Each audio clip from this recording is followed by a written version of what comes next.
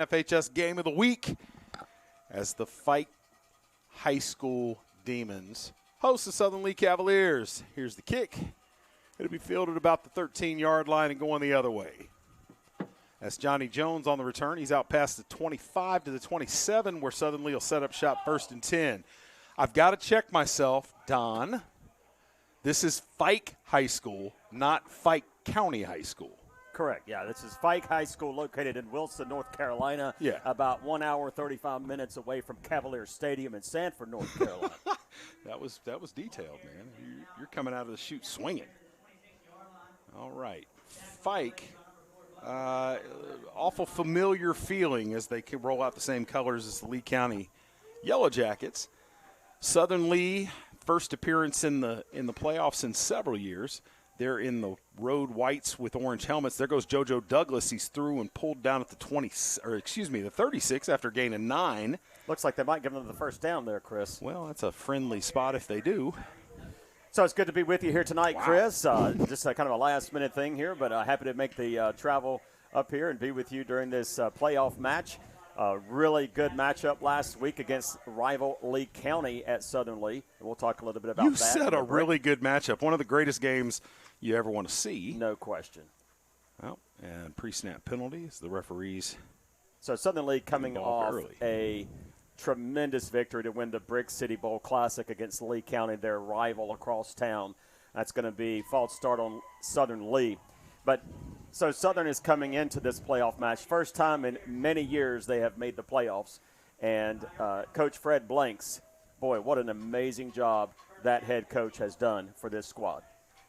Yep. You know, they say coaches can only lose football games, but Fred Blank's the type guy that'll make you doubt that. Robbie Sims with the keeper, and he spins and keeps on rolling. And when it's all said and done, he's going to have 7 yards on the quarterback keeper. We'll call it 8. And Robbie does that a lot, Chris. He's one of the leaders in rushing for the Cavaliers, and so he does that a lot. Looking at this Fike squad, this is a squad that is deep in history and deep in their customs, and they have a good record this year coming into this contest. Chris, I believe 7-2, and so they've had some really good matchups this season as well, and they're coming in 7th seed in this state 3A tournament. Well, they got that 7th seed by virtue of winning their conference championship.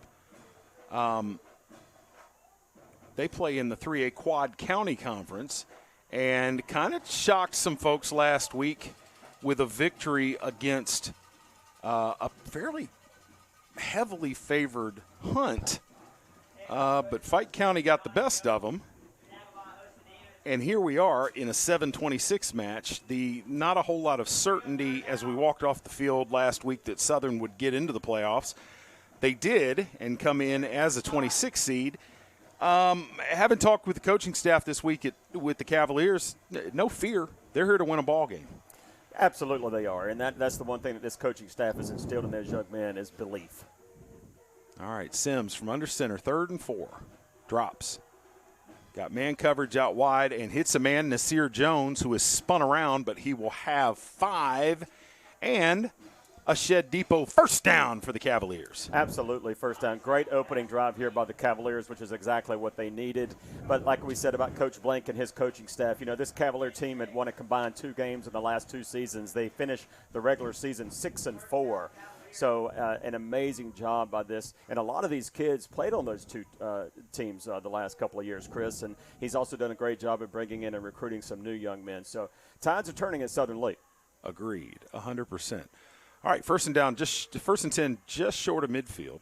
Sims hands to Douglas. Good blocking. And I apologize. That's Johnny Jones in there with an early carry. He'll have 9 on his first touch of the night. Yeah, Johnny Jones is an excellent ball carrier. He was injured a little bit earlier this year, but he has come out strong, got healthy. And this is Fred Blank's football here. This is what he likes to do. He likes to ground and pound, and that's exactly what he's done. And I will tell you one thing about quarterback Robbie Sims. He has come a long way this season, Chris, in passing that football. So we will see Robbie pass some tonight. But so far, it's been a ground attack for Coach Blanks. All right, 2nd and 1. Man coverage outside, that's something to keep an eye on. These Southern Lee receivers are pretty athletic, and they got to be salivating. That'll be 7 more for JoJo Douglas on the carry. And senior tailback Tyrese Douglas. Nobody that knows him calls him Tyrese. That's exactly right. Fike High School coming in, number 21, Zach Ellis, linebacker. And, you know, this is exactly the type of football that Coach Blanks likes to run. He is the type of individual who likes to work that clock, likes to wear down the defense, and so far he's done just that. Into Fike territory are the Cavaliers for the first time. Well, you and I talked before the game that these teams look physically to be fairly evenly matched, which is a bit of a departure for Southern Lee, who's gotten accustomed to playing teams that are bigger and deeper. And this is true. Even though they're evenly matched, we don't see a difference in tempo for Coach Blanks. He's trying to minimize possessions, keep his defense off the field, and wear the other defense down. In the first half last week, Southern Lee, managing the clock that way, went in a tie ball game at the end of the first half. Southern had outsnapped Lee County 37-13 in the first half. And if Coach Blanks could draw up that and execute every week, he would do it. Douglas with another good carry. Absolutely, Chris. And as you see Matt Kidd doing some rumbling, tumbling, stumbling, that young man is a dinosaur. What a beast he is, Matt Kidd. I tell you what, though, you're right as far as that's concerned, because that is exactly what Coach Blanks likes to do, is control possessions, control the clock, have double the amount of possessions as the opponents, and that's exactly what he does. So he is the opposite of a high-powered offense. He is the type of coach that likes to, again, grind and pound it away to work that clock and wear out the opposing defense. And those of you that haven't seen Southern play much might be surprised what percentage of this team doesn't leave the field when they do go to defense. Almost all of their linemen play both ways, and you'll see guys at the skill positions that flip over and play the other side as well.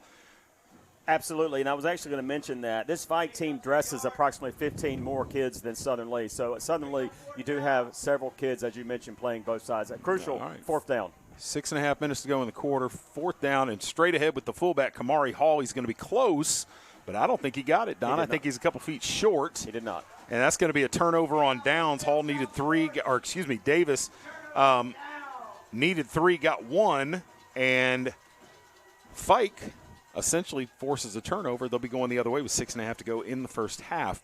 Now, this is a triple option team that's always hard to prepare for. It'll be the first option team I think Southern's seen all year. So it's going to be important that these linebackers read their keys, don't make that false step, and rally to the ball. If they can read this thing and get moving downhill, it's going to be a tough night for Fike. So we'll see how this shakes out. All right, there's the hand on first down, and nice Cavaliers swarm to that, and it will be a 1-yard loss.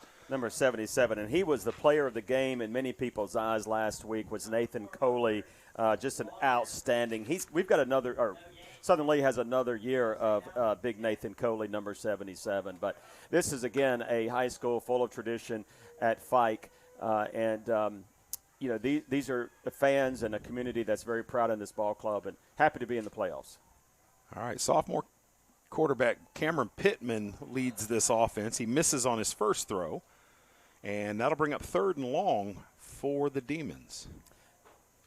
Head coach Nelson for Fike gave us a quote before the game, and he was very serious when he says he's going to do everything he can to meet with as many kids as he possibly can to tell them what they're going to have to do and what they're going to be about, because he wants every kid at Fike High School to be playing at the next level and play on Saturdays. That's what Coach Nelson told me before the game. And I think that, you look at the sideline here, they've got a lot of young men. They're enthusiastic. They're excited to be here, and that's on the head coach. Here we go. 3rd and 10. Pittman drops. Pressure coming. He rolls to the right. And got work to do, and he's going to be close to the first down, but I think they forced him out about 1 yard short, so decision time for the Demons. Ball spotted at the 38-yard line, 9 on the run for Pittman there. And speaking on the last drive there, Chris, you had Southern Lee going for it on 4th and 4. I agree with that call. You're kind of in no man's land. You're definitely not in Brian McCullum's range, even though he had a critical 43-yarder last week to win the Brick City. But that would have been probably from around 53 yards. So I don't think that was a bad decision, but unfortunately they didn't pick it up. But here is Fike, 4th and 1.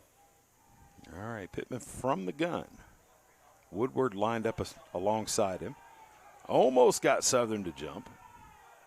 Number 11, Jamari Hall down there on the left side, almost got him up. Now they're going to run up under center, and Pittman takes it and bulls his way ahead. It's going to be really close, but the near side official seems to have given it to him.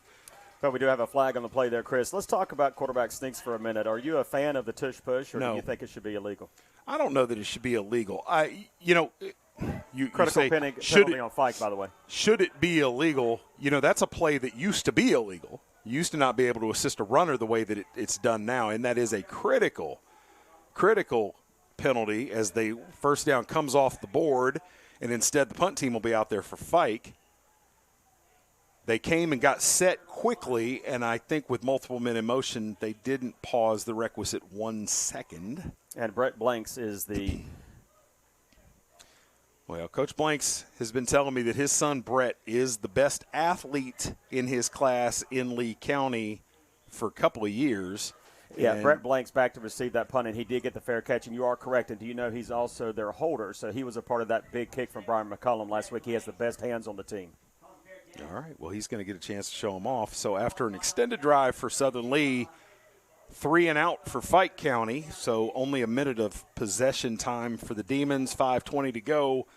Southern Lee will look to do what they did in the first possession, but extend it just a little bit more. So we're gonna have you call this play, and immediately following this play, please continue with the tush push. All right. Blanks to the left side, Nazir Jones up to the right. Play action from Sims, looking, and he's got it in the flat to JoJo Douglas. Great play there by the linebacker to get a hand on that. That's Xavion Barnes, who saved a big gain there to Douglas, and I think it was 24, not 14, so it was Jamari Hall that got a hand on that, or Jamari Hill that got a hand on that. Cramped conditions in here, man. I'm trying to read, score, call, and do all the rest of those things. We're doing our best. The tush push, so it used to be illegal to assist a runner, and that rule got more lax and lax. Yes, but the whole pushing thing, that kind of goes back to USC versus Notre Dame when Matt Leinart was still there. Leinart and Bush when they did it at the end of a ball game. And it's just become something that's not enforced. It's become a regular thing. The Eagles have got this thing where they've designed it. I don't know. I don't think it's something that would be effective in the long term anyway. Teams are going to figure it out. They're going to figure it out. Jalen fumbled doing it last week. He did. So they're starting to figure it out. So big third down here, Chris, 3rd and 7 for the Cavs. All right, 29 yards on 6 carries now for JoJo Douglas.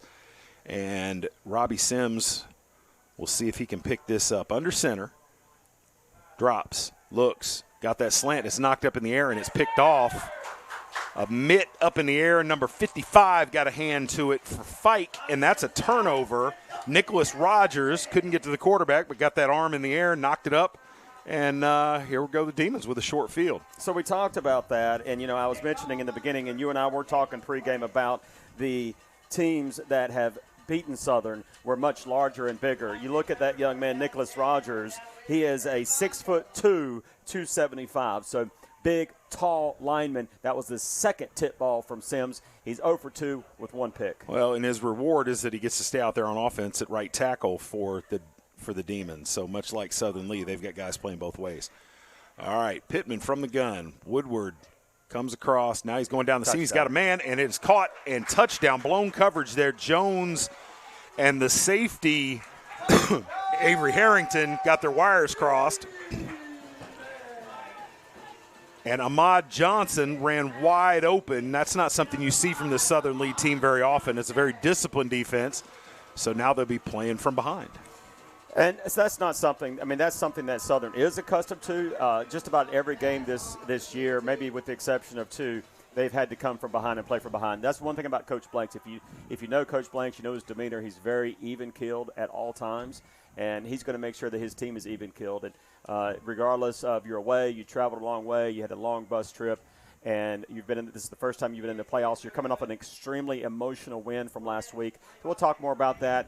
Right now, Chris, we're going to let you catch up on your statistics. With that, we'll be right back. We're going to take a quick timeout, folks. WilkinsonCars.com. Come visit us at 3335 NC 87 South and test drive one of our many different vehicles. Or check out our state-of-the-art service department and collision center, where our team can have you back on the road in no time. We're right across from Walmart at 3335 NC 87 South. Schedule your appointment online at WilkinsonCars.com or call us at 919-775-3421. We guarantee we're the place to be at Wilkinson Chevrolet Buick GMC. We are professional grade.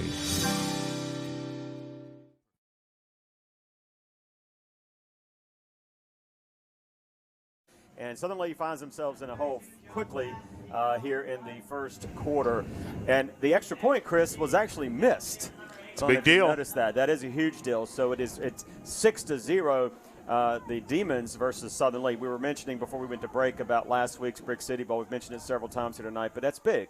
And, you know, there was a lot of emotion with those kids. They rode that wave all the way till Monday during school at the first practice. That weekend was just full of celebrating to win that huge game to qualify for the playoffs. And so, you know, they're going to have to come out. I expected them to come out a little bit slow, a little bit sloppy, but now it's time for them to really get focused on what's available and what's ahead of them. They have a chance here to advance in the state playoffs. They do. It would be only the second time in school history, but Blanks kicks it around a little bit. Now he's got a – Chris, we were at Rocky Mount, the home of the Griffons. We were there. You and I were there with our buddy that used to do Dave Kaplan.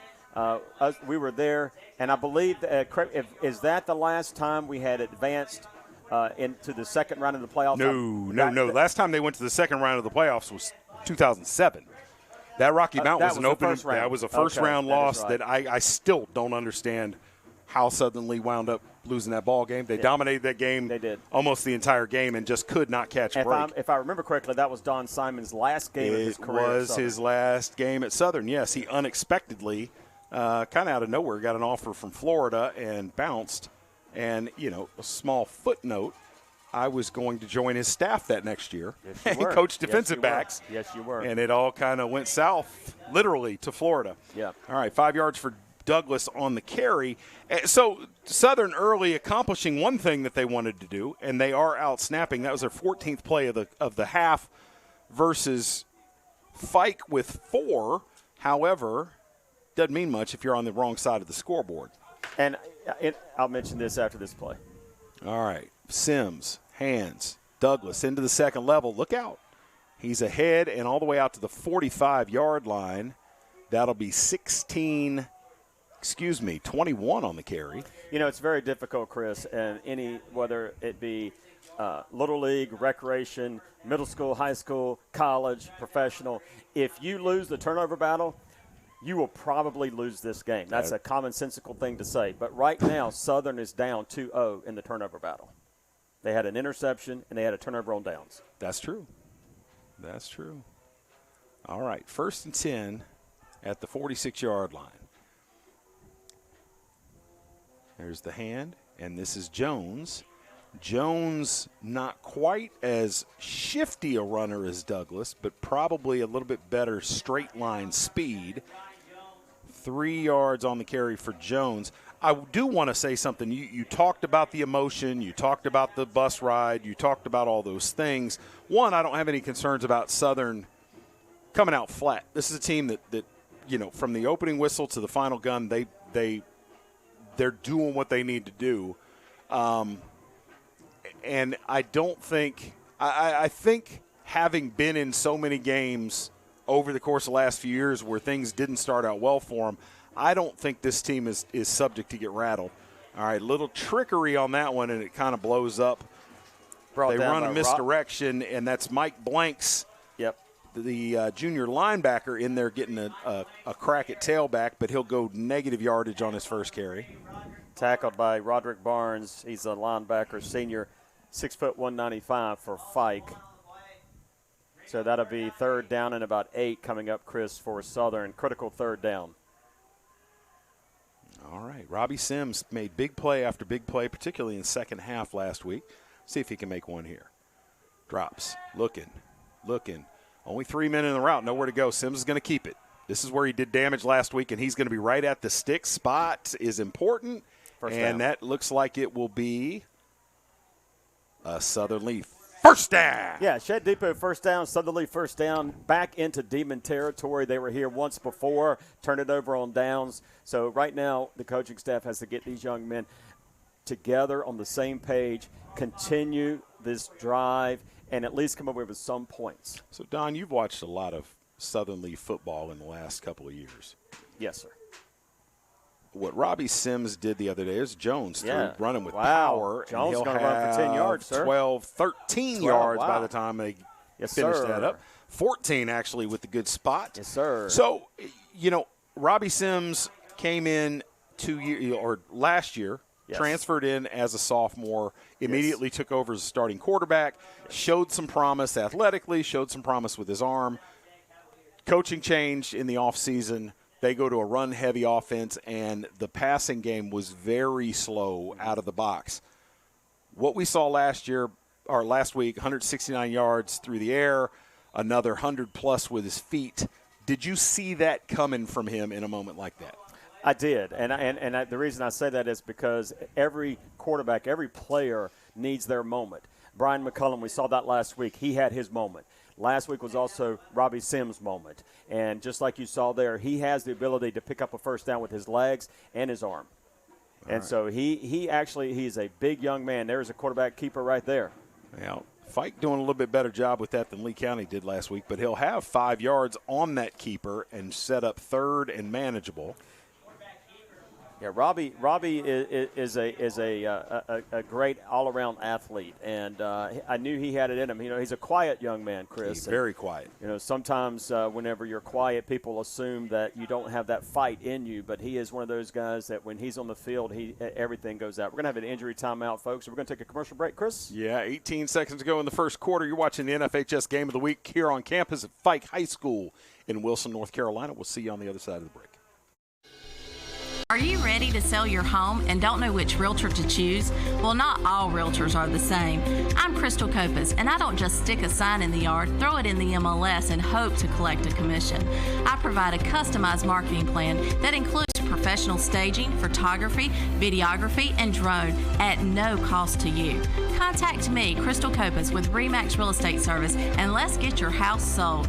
919-356-5402 or visit me at crystalcopas.com.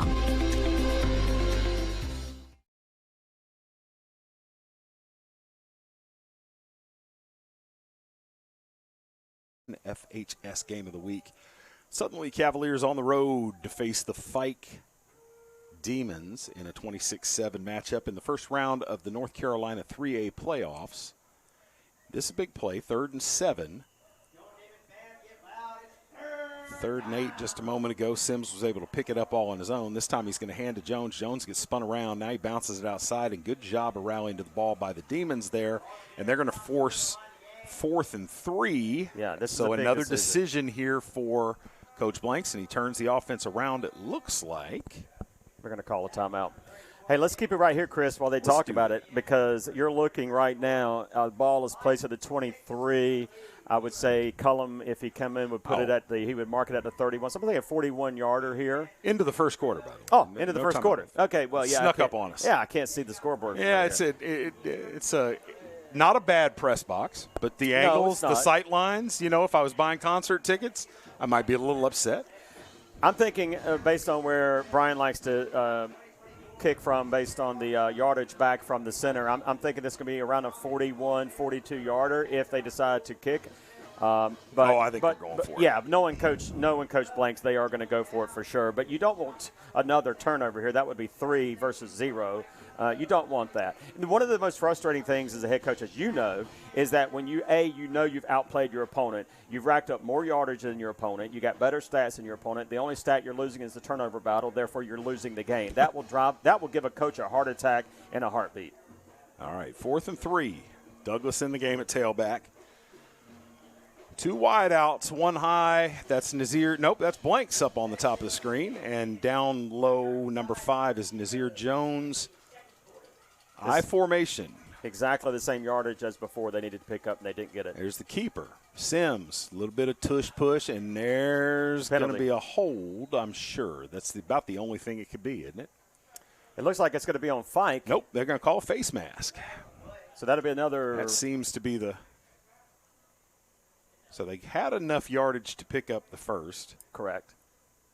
And we'll see if this is the 5 or the 15-yard variety. They're talking about it. Southern didn't care. They're ready to line up and go. Oh, personal foul. So to be tacked on to the end, which is going to be half the distance. Needed 4, got 5. Sims did on. Man, what kind of stones does it take to call a quarterback sneak on 4th and 3? I tell you, when you got Robbie back there, I like it. And right now we're in the Remax red zone. It's 1st and goal, Chris. Cavs. It is. All right, Sims under center in that deep crouch. Hands on the misdirection to Douglas, and that's going to be 6. JoJo Douglas puts Cavaliers on the board. Yes, sir. And for the first time in 7 years, Southern Lee scored in the playoffs. That's right. And now baby steps. That's right. And now we are going to have a very critical PAT, Chris. Very critical PAT forthcoming. All right. Well, if I had one guy in the region to kick it, it would be Turbo, Brian McCullum. I think in the excitement last weekend, I called him Brett. But it's okay. I don't think he cares. I knew you knew. And, with all the McCullum brothers that have come through there, it's tough. It is. All right, hold is down, kick is up, kick is good. That's great. That's fantastic. All you college coaches out there, come get it while it's hot, man. All right, 11:44 to go in the first half. 7-6, the Southern Lee Cavaliers are on top in the playoffs. We'll keep it right here. This is going to be a quick turnaround. Look, the Southern's not messing around. They're out there ready to kick it off. Come on, Fike. Let's get out of here. I tell you, Coach Fred Blanks, a.k.a. Lovey Smith, I mean, he is a no-nonsense coach. And the man is just a genius when it comes to football strategy. I'm telling you, Southern Lee High School, what a great hire that was. And hopefully Coach Blanks will be with us for quite some time. Lord knows he has 17 kids coming through the program in the next 3 or 4 years. But regardless, what a coach. He's got a great coaching staff. He's recruited very well, as much as you can recruit in this state. But he's done very well. And I really do believe the tides are turning in Lee County, Chris, and I believe it's turning in the favor of the Southern Lee Cavaliers. So right now, 11 minutes and 44 seconds. We're only 16 seconds into the second quarter. Cavs have a 1-point lead, 7-6.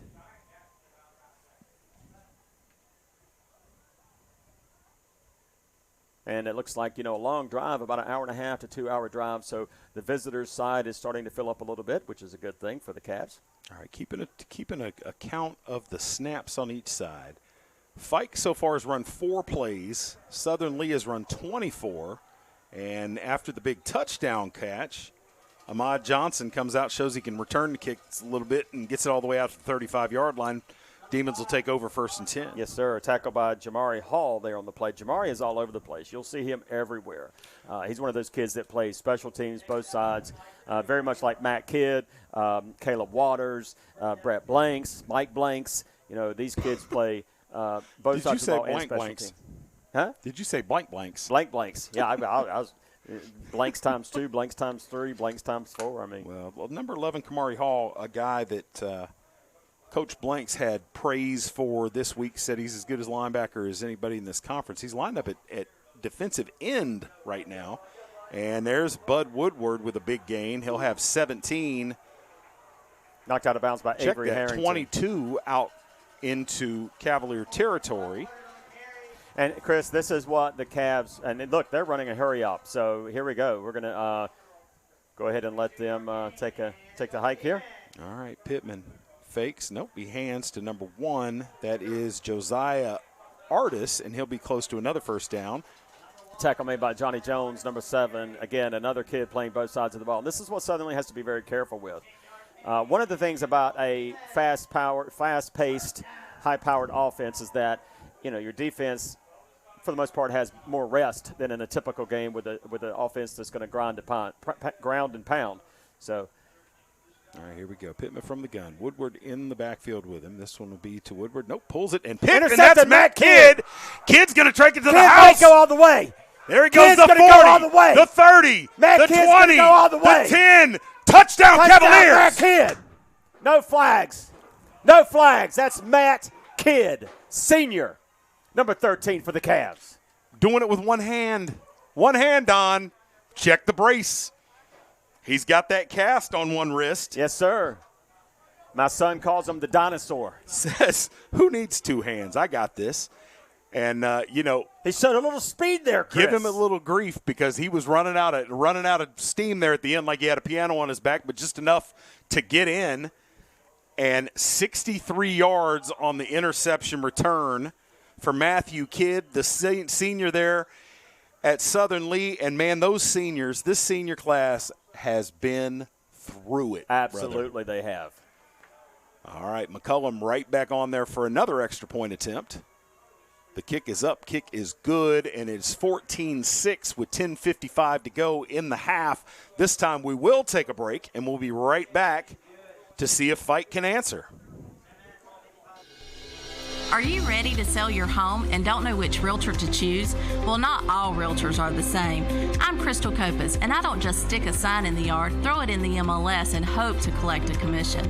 I provide a customized marketing plan that includes professional staging, photography, videography, and drone at no cost to you. Contact me, Crystal Copas, with RE/MAX Real Estate Service, and let's get your house sold. 919-356-5402 or visit me at crystalcopas.com.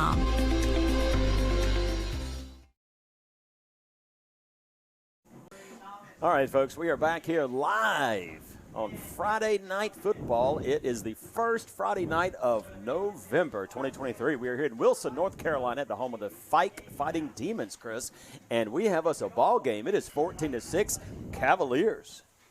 All right, so I was going to say right before that, 24 snaps coming into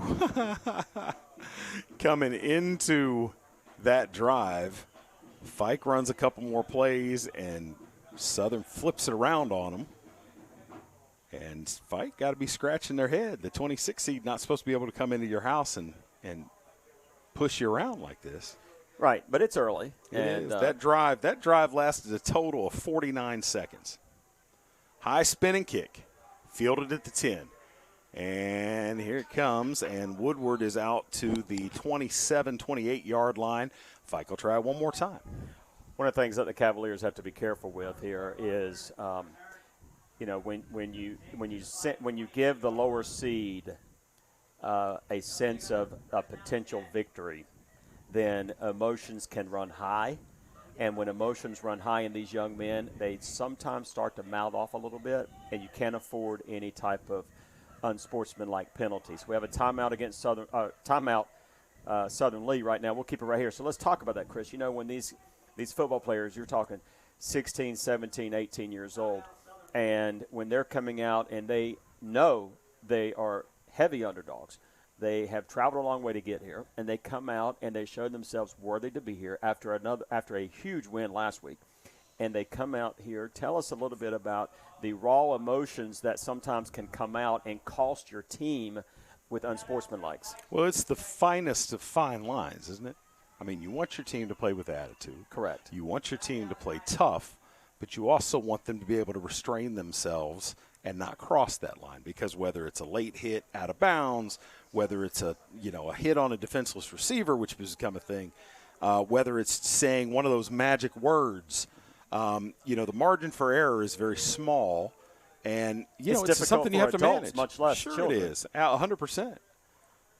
It wouldn't take long to walk down in the stands and hear all kinds of magic words being said right now, I'm sure. But you got to be. It's managing. And I think that Coach Blanks and his staff will do a fantastic job of that. I wouldn't be terribly concerned about that. Woodward with the first down run, he'll have 11. Woodward does damage when he gets into space. An explosive back. That's now 32 yards on 3 carries. We have an injured Cavalier on the play. So with that, we will take a quick timeout, Chris, and we'll be right back with the NFHS Game of the Week, brought to you by Legacy Construction. Funnel cakes at Zaxby's? Sweet! fried to perfection and dusted with powdered sugar? Sweet! Paired with the caramel sauce that's great for dipping, dunking, or drizzling? Sweet! Woo, saucy! Zaxby's. Zaxby's new Philly. The garlic aioli, grilled peppers and onions with melty cheese make it a Philly, but the chicken makes it Zaxby's. Try it fried or grilled. Woo, saucy! Zaxby's. All right, welcome back to Wilson. 14-6 Southern Lee, and there's an injured Cavalier down there. Certainly hope that it's nothing big, but Julian McNeil, who they could ill afford to lose, might be the best cover corner in the Sandhills Conference, depending upon who you ask. He'll come out, but he's under his own power. And this Southern team, you know, you talk about teams being banged up, and, you know, everybody takes their fair share of injuries, but, you know, that's a young man, or this is a squad, rather, that has had some catastrophic injuries this year. Absolutely. So it's, you know, man, it's a tough game. So, Chris, after this play, we'll talk a little bit more about other teams in the 3A, 4A Sandhills Conference that are in playoff action tonight. All right, there's nothing doing there on the first down carry. And stopped for no gain is Bud Woodard. It's been, you know, feast or famine with Woodard. 4 carries now, 1 for no gain, 1 for a loss, and the other 2 for a total of 33 yards. All right, 2nd and 10. Hand to Woodard. He bounces it outside, pursuit, and got to wrap him up. And Blanks is going to force him out of bounds close to another first down.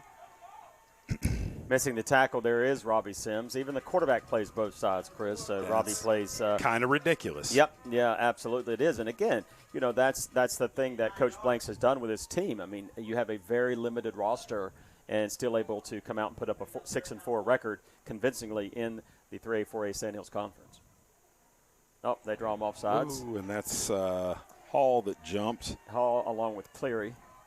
Jamari Hall, one of those juniors that will be back next year. As good as this team is this year, they're going to definitely suffer some big senior losses. But, man, there's so many juniors coming back for that squad, particularly at the skill positions. Should be a great year for Southern again in 24. No doubt. I mean, you've got Mike Blanks coming back, Robbie Sims coming back, Nasir Jones coming back, Brett Blanks coming back. All right. Pittman takes the snap, hangs it up there over top of everybody. Man, beautiful Incomplete. Throw and dropped by DJ Jones, who'd love to have that one back. And I'm going to tell you, Jones did something special there. One of those little things in football, he managed to deke the defender and didn't reach those arms out until the very end. A lot of times if the cornerback or the defender's got their head turned away from the quarterback, as soon as they seen those arms extend, they react. He didn't flash those hands out till late. Almost a perfect play. You just have to reel it in. He kind of bounced it out of there off of his knee. 100%. And the best player, best hands on the defense there was Brett Blanks in on the coverage for the Cavs. All right, 2nd and 10. Pittman.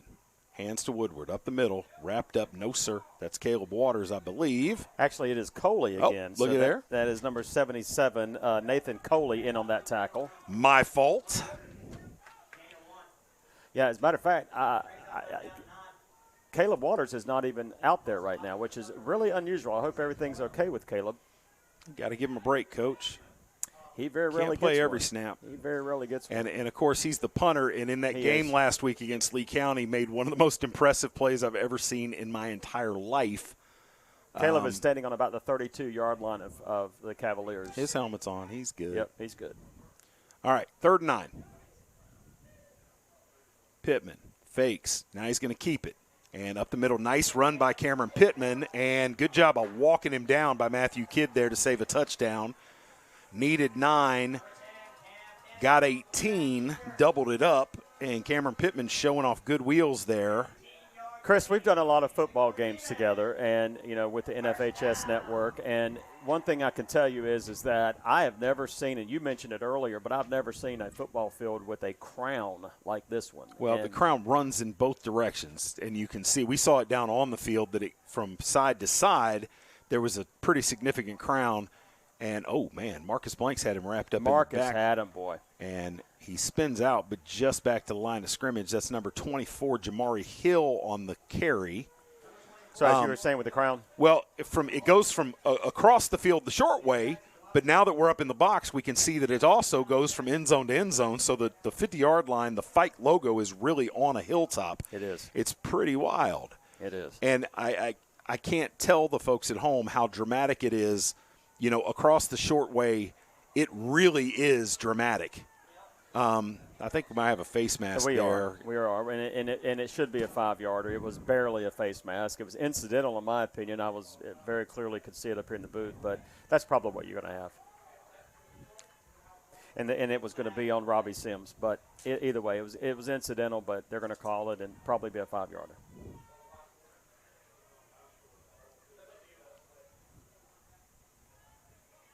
No, you're wrong, sir. That's tight. I'm not even sure he grasped it as much as he just kind of ran his hand across the top of it, but it's the personal foul. Yeah, he got the big one. And that'll set up Fike 1st and 10 inside the Remax red zone down to the 13-yard line. 7:55 and counting to go in the first half. The Demons in the home blue and gold, down 8, 14-6. And there's a pre-snap whistle. Some folks up here not happy about that.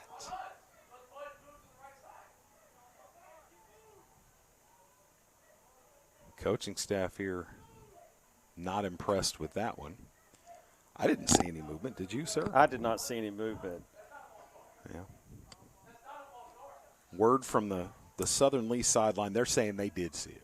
So, yeah, I believe they are saying that. So, you know, it's a crisp night. You know, it's November, and so here in Wilson, North Carolina, Chris, it's a crispy 48 degrees here in Wilson, North Carolina, but it's a clear night.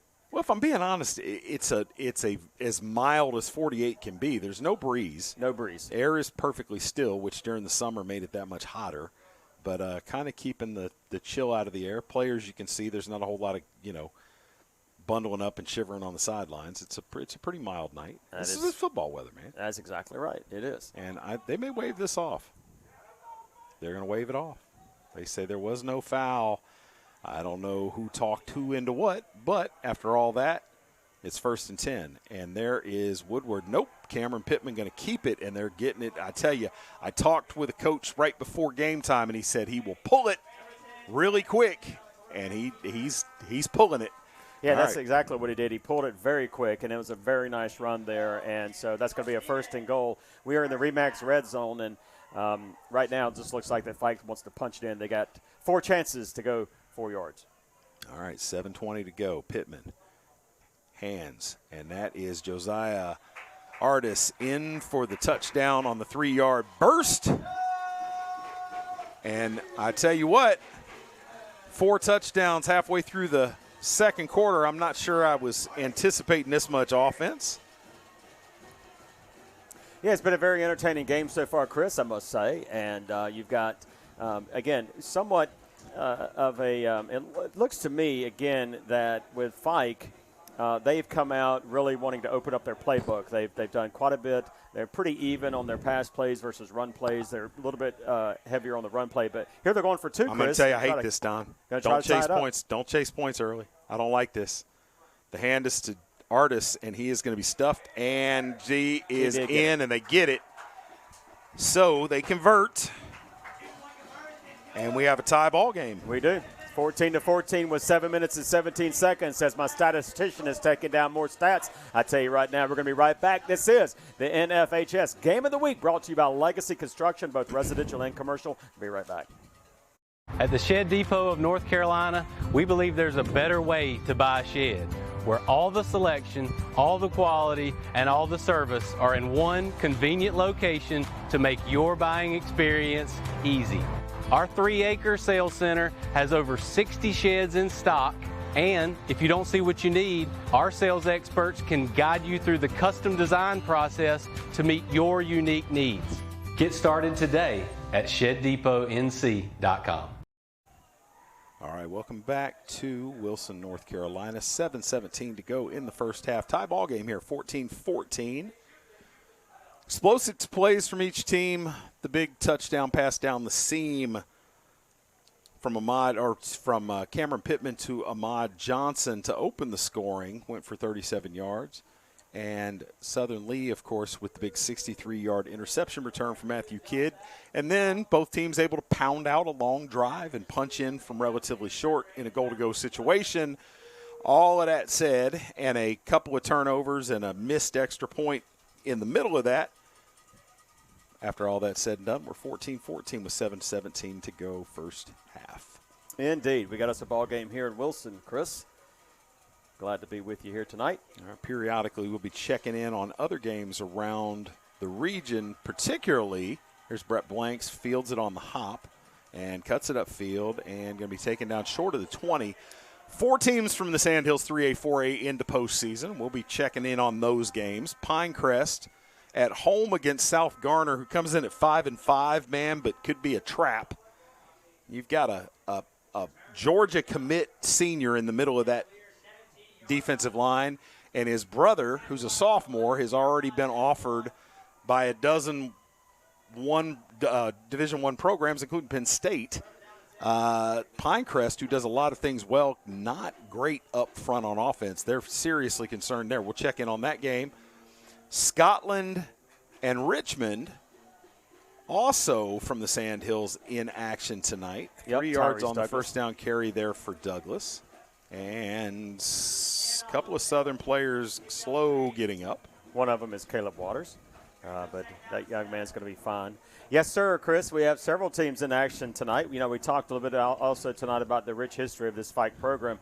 Coach Nelson says, really when you look at the places in the entire state of North Carolina, this is from Coach Nelson of Fike, said, there's not many that have the history and tradition that this Fike High School football program has. So, impressive statement there by Coach Nelson. All right, Sims drops, looking down the field. He's got a man and throws it out there looking for his receiver, and he's got Brett Blanks all the way down at the 30-yard line. Could be coming back, Chris. Wow. That's a big penalty there in the backfield. It looks like they're going to get a hold in the backfield, and that just my least favorite penalty in football, Chris. Takes the wind out of your sails. It is there. absolutely 50 yards on the completion. A dagger. Holding. Second least favorite is blocking the back, but holding is just egregious. The linemen know that they can get away with it 50% of the time, so they do it. They do it on purpose. So it's not really a mistake on their part. If they do it on purpose, hoping not to get caught, it's kind of like when you speed and you hope that you're not going to get pulled over by a police officer. And then when you do that at the most inopportune time, it negates a 50-yard play. All right. So, not much good news from the Sandhills 3A, 4A. In the first quarter, Pinecrest is down 3-0 to South Garner. All right, 2nd and 17. Oops, Sims slips. Now gets it out. He's got Blanks.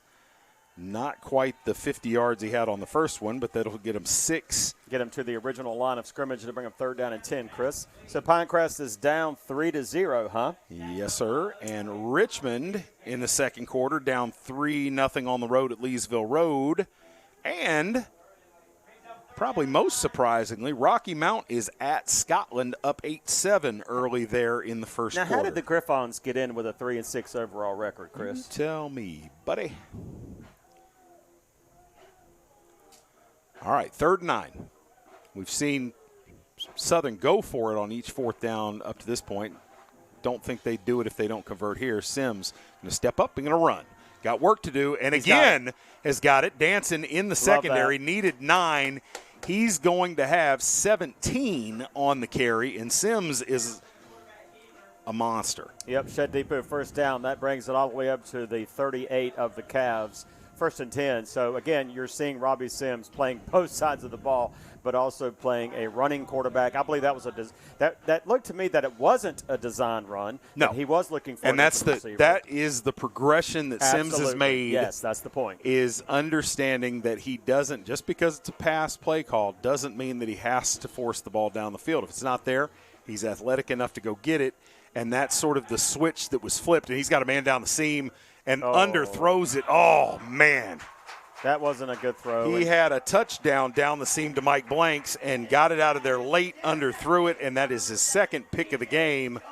And that stings as the Demons will come out onto the field looking to move it down the field and get points before the break.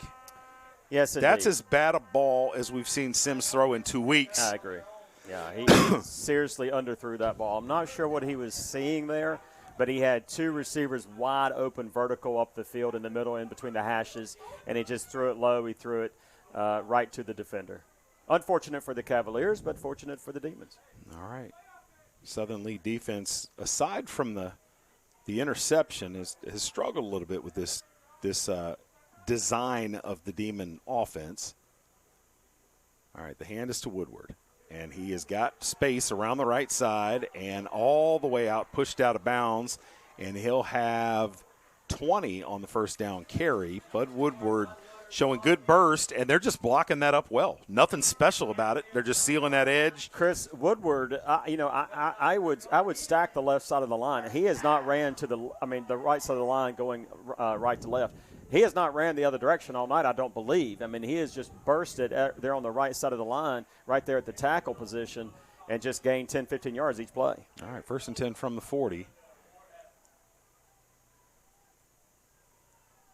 And this time running, cuts it back up the middle, and he'll have another big gain. This time he'll have 17. He sees something that he likes on the right side, Chris. He sees something he likes. If I were the Cavs, they might need to switch it up a little. Well, we may see something completely different in the second half because Southern comes out. They play a 3-3 stack, which means 3 offensive linemen, 3 linebackers.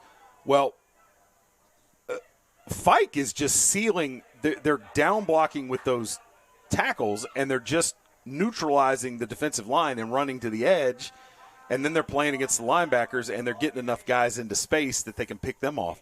Just blocking this really, really well right now. Yeah, I'm really impressed with the blocking, to be honest with you, from Fike. They have really, and again, we talked about that pregame, when the Cavaliers, we're going to have a timeout here, but when the Cavaliers. And they're going to, I think we might see a completely different alignment coming. I think we will. One thing about Coach Blanks that he does at halftime is he absolutely makes adjustments. Sometimes you'll see coaches that just stick to the game plan regardless, but Coach Blanks is one in his coaching staff.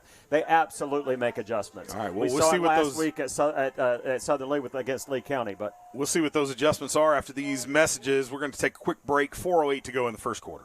Or first half. At the Shed Depot of North Carolina, we believe there's a better way to buy a shed, where all the selection, all the quality, and all the service are in one convenient location to make your buying experience easy. Our 3-acre sales center has over 60 sheds in stock, and if you don't see what you need, our sales experts can guide you through the custom design process to meet your unique needs. Get started today at ShedDepotNC.com. All right, we said before the break we thought we might see an adjustment, and we have. Jamari Hall, linebacker, who has really been an impact player, particularly in the second half of the season, had been lined up at defensive end. Now they've got him in the linebacker spot, a little bit more comfortable, and I think they're going to try and get wider. And just like that, Woodward runs around everybody. Well, he goes the opposite direction. He did. So he's smart to know that they made that adjustment, so he took the opposite end, obviously avoiding Hall. And they'll have 10 yards down to the 6-yard line. It'll be 1st and goal for Fike. And now we have another injured. Avery Harrington is the gentleman down on for the Cavs. But, yeah, Chris, again, he's obviously avoiding Jamari Hall. And when they made that switch, he ran for the first time tonight on the left side of the hash and picked up the first down. First and goal. 4:01 to go in the first half. Bud Woodward making a play for player of the game here. 10 yards, 97 yards, or 10 carries, 97 yards. He's really asserted himself. Southern's going to try and keep Fike out of the end zone, and we'll see if they can do it after this quick break. Matthew Kidd looks like he's going to make that slow walk across the field. We'll take a quick break, be right back with the rest of the first half. They say break bread with your enemies. You're not wanted in this town. I say go further. Keep walking. Take their favorite sandwich, break it, fill it up with delicious fried chicken. That'll show them you really care. Zaxby's Fried Chicken Philly. Fried chicken on a Philly? That's how they show love in Philly. Now I must eat you. It's fried chicken on a Philly. Is that your blunder? All right, now from the 6-yard line, a little bit of a different look in the backfield. Bud Woodward next to the quarterback, and it's going to be Artis who is going to get up. No, he's not. That's going to come right on back on a hold. Coaching staff up here with us in the press box not happy about that call. No, indeed, and that very much holding there on Fike, and which is what caused that. Who was the running back there for Fike? That was Artis. Yeah, Artis to run in for the touchdown. So that will be coming back. Artis, a different look than Woodward, a taller, bigger back, not quite as much burst, but he's a load coming around. And they'll have Artis back next year too. You know, Woodward is going to be gone. Woodward's going to be playing somewhere on Saturdays, but Artis. Woodward pregame very vocal that he wasn't ready to stop playing football yet this year. I'm not sure exactly the words he used. Actually, I am sure the exact words he used. I just can't repeat them on air. But very adamant. He wasn't done. All right. Respect that. Ball all the way back to the 16-yard line. 1st and goal still here from this spot on the field. And Fike not having to put the ball in the air much at all here lately. Fakes to Woodard. That's Pittman. And Marcus Blanks is going to stop him after a short gain. 2nd and goal coming up from the 14. Missed tackle there by Caleb Waters, but that young man, again, playing both sides of the ball, special teams. He is, as you mentioned, their punter. But, Chris, I don't believe Southern Lee has punted tonight. They've not. And Fike has only punted once. That is correct.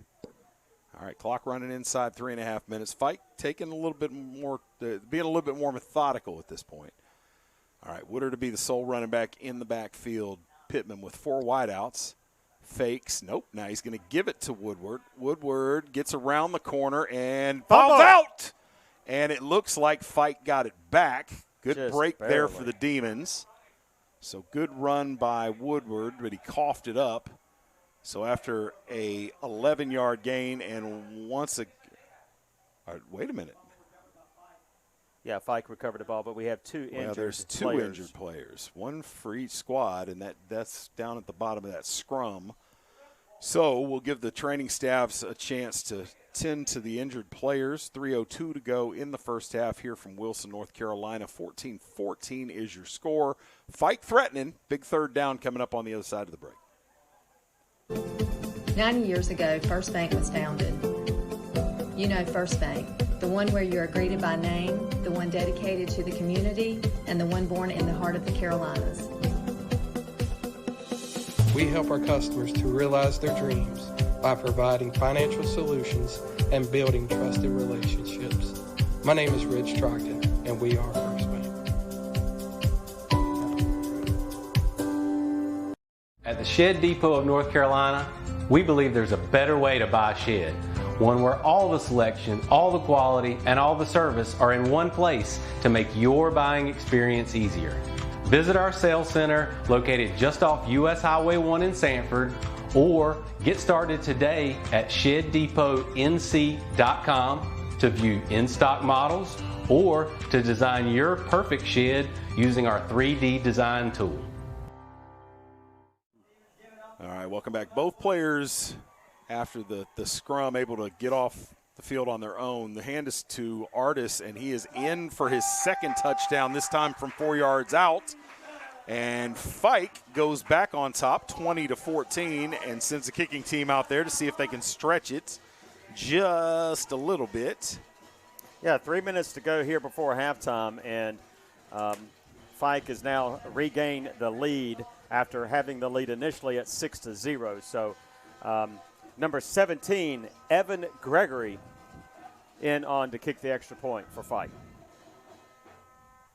All right, Southern good pressure up the middle, but that is straight and true down the middle, and the Demons stretch that lead out to 21-14. 3 minutes to go. We'll stay right here for the kickoff. Southern, 2-minute offense, not really their forte. So field position is critical after this kick. They need a good return to set them up so they can run their offense without having to do things they're not comfortable with. But you go back to that interception by Sims.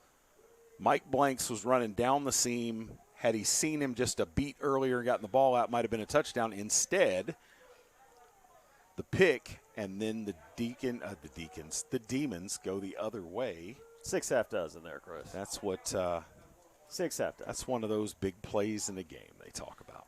Well, a good crowd here coming up from Lee County, Sanford, to watch their home team, Southern Lee Cavaliers. You know, Lee County having 2 high schools, Lee Senior and Southern Lee. Lee Senior having some issues with their stadium late in the season this year, Chris. Facts. And they had to pull, if you recall, I believe the last time the Cavaliers made the playoffs, they had to play their first playoff game at Lee County because of weather conditions on the field at Southern Lee. I believe you are accurate, sir. And I recall that being just a demoralizing thing to have to play a home game on your rival's field. Yes. All right. Fielded by Blanks at the 17-yard line. Cuts it back up the middle and going to be wrapped up. Good job of swarming to the ball there by the Fike Demons. 24-yard line is where Southern will set up shop. And, you know, you got a couple options here. You can hit the run game a couple of times and see if Douglas can break one. He's gotten to that second level a couple of times. Fike has managed to keep from the huge play. Or you can open it up and throw the ball around a little bit. You do run the risk if you're not able to hold on to it and convert a couple of first downs. You might keep time on the field, on the clock for Fike, who has no problem running with pace. Absolutely. So we'll see what the decision is. Sims from the gun. 2 wideouts. Takes a snap. Hands. This is Douglas. And Fike is all over that. That was getting 6 and 7 and 8 earlier. Now it's getting 2 and 3 at a pop. Yeah, you know, sometimes that's what happens. Obviously, the defense adjusts, and you have more pupils on one side than you do on the other side. Typically, it will cause your team to wear out faster as we approach halftime with around 2 minutes to go. All right, clock inside 2.5. Southern very methodical.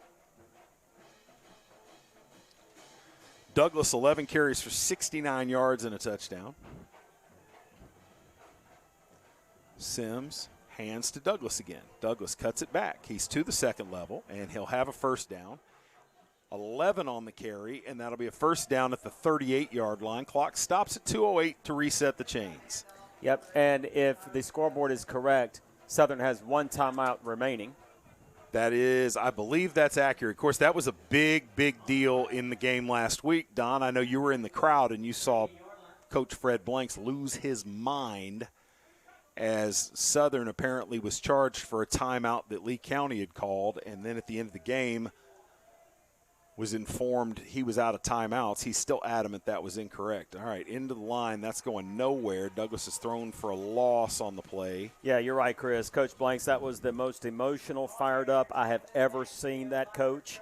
And when you have him that adamant, he must have a solid, valid point. Because he was right. He doesn't get that animated very often. He was right. There wasn't much doubt that he was correct, and he stands by it. And, yeah, I agree with you. I think I said then, and I'll say it again, that's as animated as we've seen him on the sideline in his brief tenure as the coach at Southern Lee.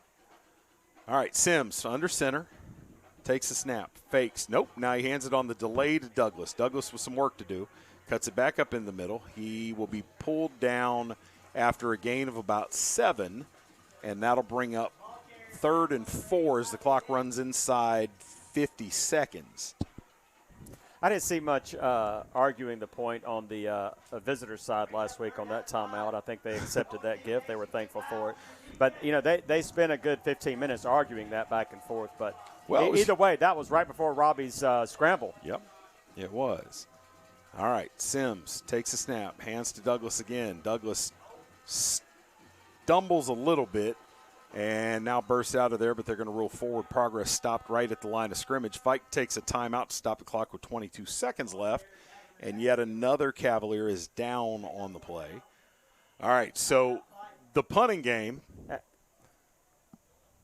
Matt Kidd, who not the first time he's been down tonight. So I want to talk about the play in the first quarter last week as Southern hosted Lee County. And for those that didn't see the ball game, after Southern Lee's first possession, they lined up to punt, and the snap went over their punter's head, Caleb Waters, who plays offensive and defensive line. He is a big young man. Snap went over his head, which takes some doing because he's a tall guy. Lee County recovered the ball deep in Southern Lee territory, converted on the next play, touchdown, and Southern went down a touchdown just that fast. On the ensuing possession, Southern, already down a touchdown, got stopped on third and long, lined up to punt, and the punt was going, or the snap was going over Waters' head, and he jumped into the air and snatched it with one hand, did a pirouette, and in the face of about 4 Yellow Jacket defenders, got a punt off for about 40 yards and converted. Sims on fourth down now going to throw. Slings it down the field for Blanks. Blanks goes up, and it's knocked away. That'll stop the clock with 15 seconds to go. You know, you talked about. I like the call. I do too. Because we've seen that Fike's got some issues with the kicking game, but there are so many bad things that can happen when the punt team comes out there. I guess Coach Blanks decided, it's a lot less likely they're going to be able to punch it in from 43 yards out with 15 seconds. Well, they're playing to win, Chris. They're not playing conservative. They're in the playoffs for the first time in many years. I love the call. I love the aggressiveness. And, honestly, with 12 seconds to go, the percentages of Fike scoring here are slim to none. All right, so now what you got is you have to play defense and make sure that you don't pay for that decision there. All right, here's the run. This is Woodward.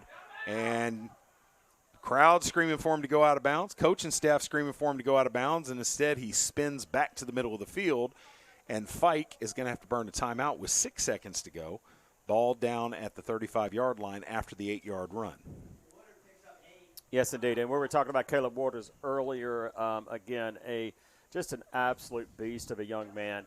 And so very proud of him last week on his senior, ending the regular season with a victory for the Brick City Bowl. And got to see him embrace his father for a good solid minute there. What a moment for those two, and just very exciting. I know Caleb has worked his rear end off, and he's a multi-sport athlete and plays soccer and plays baseball, and obviously really talented at football. He's played basketball, but like you said, extremely talented. He is going to, I believe, I'm not going to say, but he's committed to a college. Or at least he's gotten an offer from a college, but he'll get multiple offers to play on Saturday. I believe he will. All right, 7 seconds to go. 6.9 left on the clock. Sophomore Cameron Pittman had a nice first half shepherding this offense. He hands to Woodward, who is running, cuts it back up the middle into the teeth of that defense, and the clock runs out. That's a brutal way to end a half. It is indeed, and Woodward, kind of tough to fault him. You don't want to tell him to go down, but he just kept spinning and running. And after a nice gain, and they had one timeout to give. They did, and their coach was standing right next to the official, hoping to call that. But we go to double zeros, triple zeros before he's able to. And now we're at the half. We'll take a quick break and be back with the halftime show. Been a nice opening half of football, entertaining. Yeah, very entertaining. A little higher scoring than maybe we anticipated, but we'll be back to talk about it here in just a moment. You're watching the NFHS Game of the Week. WilkinsonCars.com. Come visit us at 3335 NC 87 South and test drive one of our many different vehicles. Or check out our state-of-the-art service department and collision center, where our team can have you back on the road in no time. We're right across from Walmart at 3335 NC 87 South. Schedule your appointment online at WilkinsonCars.com or call us at 919-775-3421. We guarantee we're the place to be at Wilkinson Chevrolet Buick GMC. We are professional grade. Welcome to the Classic Nissan Halftime Report.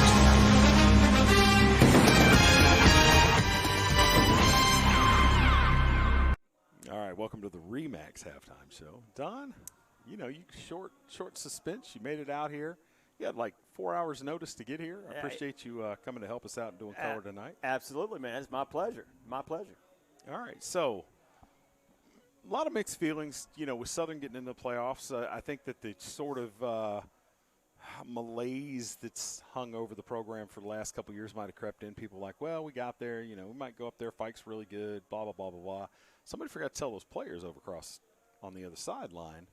They're in this ball game. It's 21-14, and they've accounted well for themselves. If not for a couple of turnovers, who knows where this score would be at. And whether Fike knows it or not, the one thing you and I know about this Southern Lee team is they got 24 minutes where they will fight with everything they've got. So I'm looking forward to an entertaining half of football. Absolutely. I mean, I think coming out in the second half is going to be extremely exciting. Right now, Fike has a 7-point advantage, Chris, but I'm going to tell you right now, I'm looking across the field over there, and I see Coach Blanks, and I see his coaching staff. And one thing I know about Coach Blanks is that there's no quit in that man, and there's no quit in this Cavalier team. I was at Richmond whenever they were down big, and they came back and fought all the way back and scored 33 points in that game. They lost the game, but they still scored 33 points and came back late in that game to make it a contest. So I'm looking forward to the second half here and see what Coach Blank has. He's going to mix it up a little bit on defense, I think, to maybe stop that power offense that Fike has come out with. Yeah, that linebacking group for Southern's too good to get gashed the way they did in the first half. But with a big first half goes 150 yards on 12 carries. That's not going to happen in the second half. They will do something with those linebackers to negate that. On offense, they've got to do more in the run game to keep Fike honest. Fike is just dropping off and playing with everything in front of him in the passing game. What Southern does pretty effectively a lot of the time is throw those slants. Well, they're just taking it away. There's too many defenders back there, too much traffic for Sims to fit that in on the slant. They're going to have to do something. They've tried to hit one over the top. They've had guys running down the field. Sims has got to recognize it a little bit quicker and deliver the ball. I'm interested to see how this plays out. It's going to be fun. We're going to be here live in Wilson. The recipe is there for Southern to get back in this and win this ball game. And, of course, if you're Fike, that fast pace, they're going to want to keep it full throttle and try and wear that Southern Lee team down. And they haven't had to pull deep into the bag of tricks yet because they're basically just running the ball efficiently and effectively without having to do a whole lot more. Completely agree. And that defense of Southern Lee is going to have to rest up because they're going to have to come out in the second half and play lights out if they want to continue this season. And with that, we are in Wilson, North Carolina. Chris, have you had any barbecue since you've been here? Man, I got here 5 minutes before we went on. But I will get some on the way out of town if I'm lucky. This is a good football town. Fike High School here, good rich history. Hunt down the road. I mean, you have to pass Hunt getting up in here. They're about 10 minutes down the road. Yeah. Great football program. They're playing postseason ball tonight. Yeah. So it's a great night all the way around. Folks in Sanford be hoping they can get out of here with a W, but it is good to be back in the postseason if you're around that Cavalier program. Absolutely. Absolutely. All right, that's been the RE/MAX Halftime Show. We will be back with second half action in just a little bit. You're watching the NFHS Game of the Week.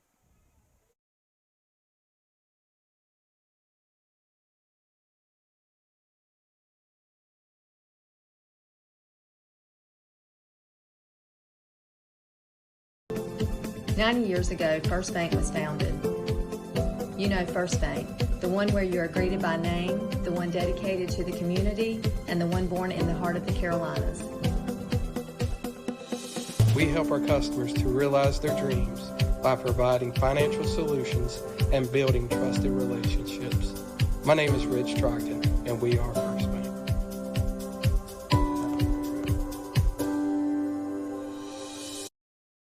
Lamco Homes, from concept to design, constructed to fit your lifestyle. We use only top quality finishes to make our house your home. Lamco Homes. Our standards are others' options. 90 years ago, First Bank was founded. You know First Bank, the one where you are greeted by name, the one dedicated to the community, and the one born in the heart of the Carolinas. We help our customers to realize their dreams by providing financial solutions and building trusted relationships. My name is Rich Trockton, and we are First Bank. WilkinsonCars.com. Come visit us at 3335 NC 87 South and test drive one of our many different vehicles. Or check out our state-of-the-art service department and collision center, where our team can have you back on the road in no time. We're right across from Walmart at 3335 NC 87 South. Schedule your appointment online at wilkinsoncars.com or call us at 919-775-3421. We guarantee we're the place to be at Wilkinson Chevrolet Buick GMC. We are professional grade.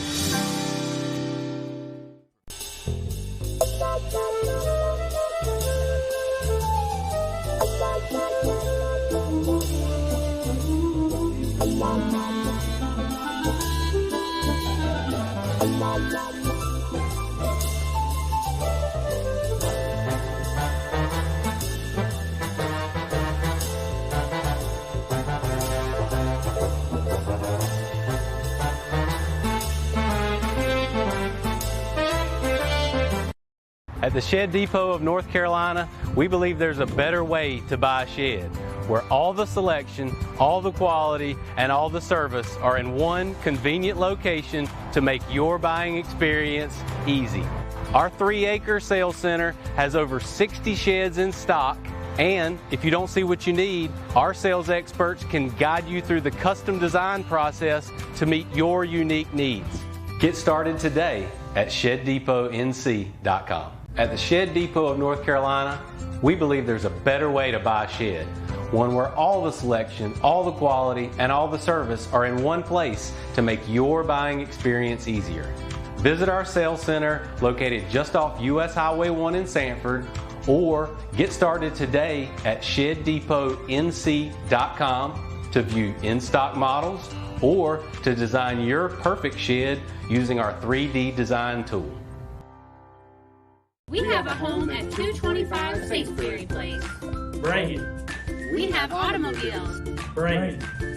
I have golf clubs. Bring it. We have a trampoline. Bring it. I have jewelry. Bring it. For all your home, auto, life, all your insurance needs, give us a call at 919-774-4440. Come see us in person, 1720 West Edward Drive in Sanford, right beside Dexter Steakhouse. North Carolina Farm Bureau is a proud sponsor of the Scholar Athlete of the Week Award. They say break bread with your enemies. You're not wanted in this town. I say go further. Keep walking. Take their favorite sandwich, break it, fill it up with delicious fried chicken. That'll show them you really care. Zaxby's Fried Chicken Philly. Fried chicken on a Philly? That's how they show love in Philly. Now I must eat you. It's fried chicken on a Philly! Is that the blunder? 90 years ago, First Bank was founded. You know First Bank, the one where you are greeted by name, the one dedicated to the community, and the one born in the heart of the Carolinas. We help our customers to realize their dreams by providing financial solutions and building trusted relationships. My name is Rich Trogdon, and we are First Bank.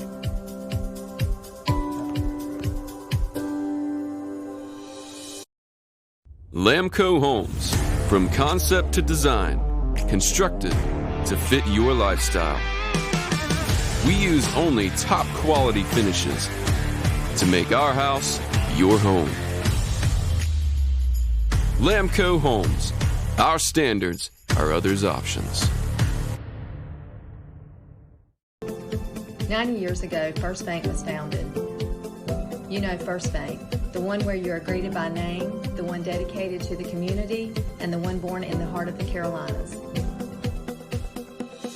We help our customers to realize their dreams by providing financial solutions and building trusted relationships.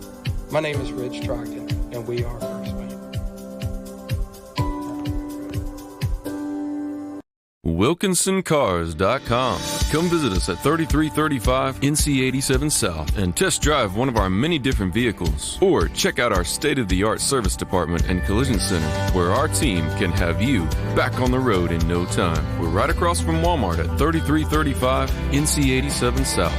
Schedule your appointment online at wilkinsoncars.com or call us at 919-775-3421. We guarantee we're the place to be at Wilkinson Chevrolet Buick GMC. We are professional grade.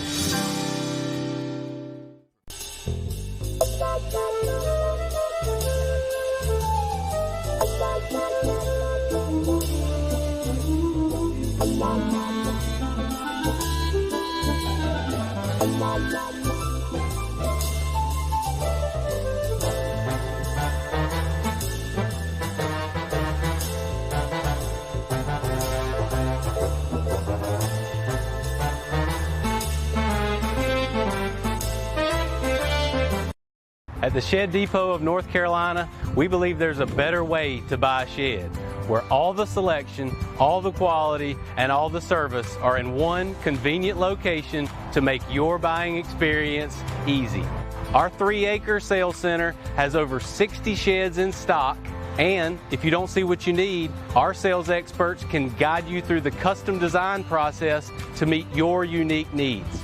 Get started today at ShedDepotNC.com. At the Shed Depot of North Carolina, we believe there's a better way to buy a shed, one where all the selection, all the quality, and all the service are in one place to make your buying experience easier.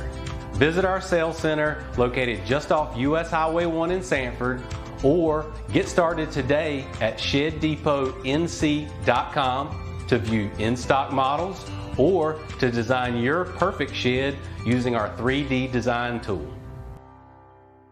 We have a home at 225 Sainsbury Place. Bring it. We have automobiles. Bring it. I have golf clubs. Bring it. We have a trampoline. Bring it. I have jewelry. Bring it. For all your home, Auto, life, all your insurance needs, give us a call at 919-774-4440. come see us in person. 1720 West Edward Drive in Sanford, right beside Dexter Steakhouse. North Carolina Farm Bureau is the proud sponsor of Scholar Athlete of the Week Award.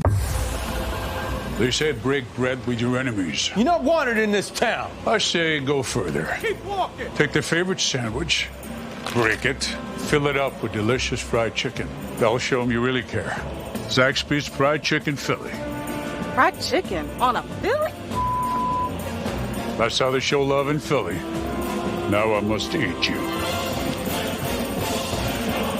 It's fried chicken on a Philly! Is that DeLambert? 90 years ago, First Bank was founded. You know First Bank, the one where you are greeted by name, the one dedicated to the community, and the one born in the heart of the Carolinas. We help our customers to realize their dreams by providing financial solutions and building trusted relationships. My name is Rich Trockton, and we are First Bank.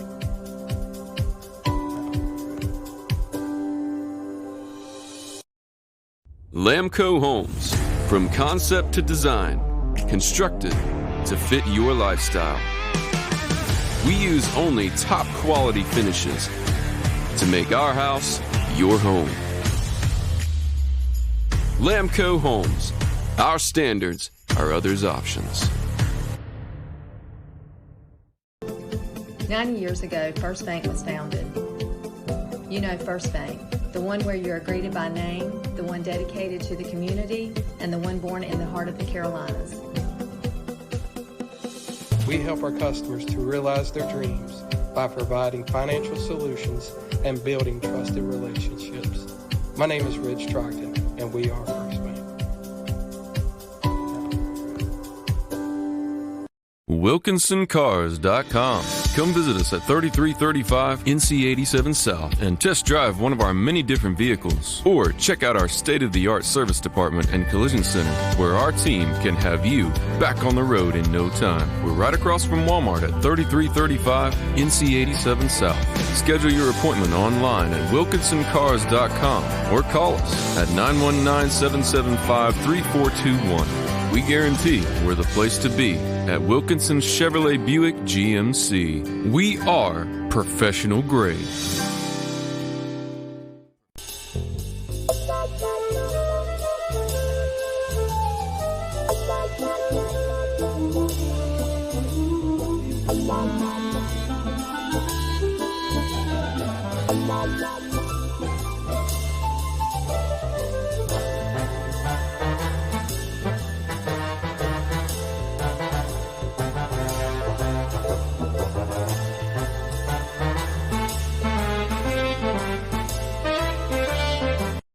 At the Shed Depot of North Carolina, we believe there's a better way to buy a shed, where all the selection, all the quality, and all the service are in one convenient location to make your buying experience easy. Our 3-acre sales center has over 60 sheds in stock, and if you don't see what you need, our sales experts can guide you through the custom design process to meet your unique needs. Get started today at ShedDepotNC.com. At the Shed Depot of North Carolina, we believe there's a better way to buy a shed, one where all the selection, all the quality, and all the service are in one place to make your buying experience easier. Visit our sales center located just off US Highway 1 in Sanford, or get started today at ShedDepotNC.com to view in-stock models or to design your perfect shed using our 3D design tool. We have a home at 225 St. Ferry Place. Bring it. We have automobiles. Bring it. I have golf clubs. Bring it. We have a trampoline. Bring it. I have jewelry. Bring it. For all your home, Auto, life, all your insurance needs, give us a call at 919-774-4440. come see us in person. 1720 West Edward Drive in Sanford, right beside Dexter Steakhouse. North Carolina Farm Bureau, the proud sponsor of The Scholar Athlete of the Week Award.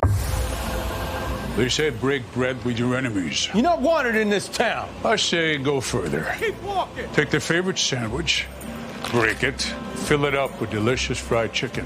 That'll show them you really care. Zaxby's Fried Chicken Philly.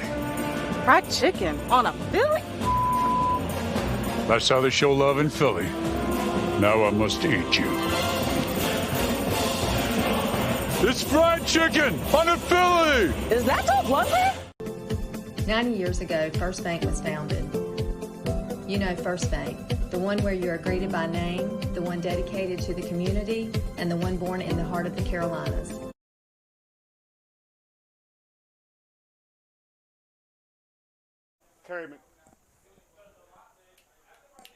All right, so coming in hot. Kickoff field at the 35-yard line. No return for Fike, and they'll start out the second half from 35. Cameron Pittman from the gun. Bud Woodward in at tailback with him. Woodward finding his way, looking to the edge as he's done all night, and good strong running. Carries Marcus Blanks on his back, which is a good thing. And, man, I tell you what, a block finished up by one of the Fike linemen down in Southern Lee territory, 20 yards downfield, no flag. Interesting. Yeah, taking down Avery Harrington for the Cavs. Yeah, 3 yards there for Bud Woodward, who came into the game. The numbers are startlingly close. He and Artis throughout the season split carries. Woodward 107 for 588 and Artis 102 for 566. Cameron Pittman going to call his own name. He's wrapped up and stopped. Great job there. On the play, number 9, Kamari Davis for Southern Lee. And they'll give him a yard on the carry. And this brings up a third down. So in the first half, Don. Yes, sir. 216 total yards of offense for Fike versus 158 for Southern Lee. And Fike got those in big chunks, they too, did. Chris. All right, 3rd and 6. Pittman looking, throwing, looking for his second completion of the day. He has it, but he gives up ground.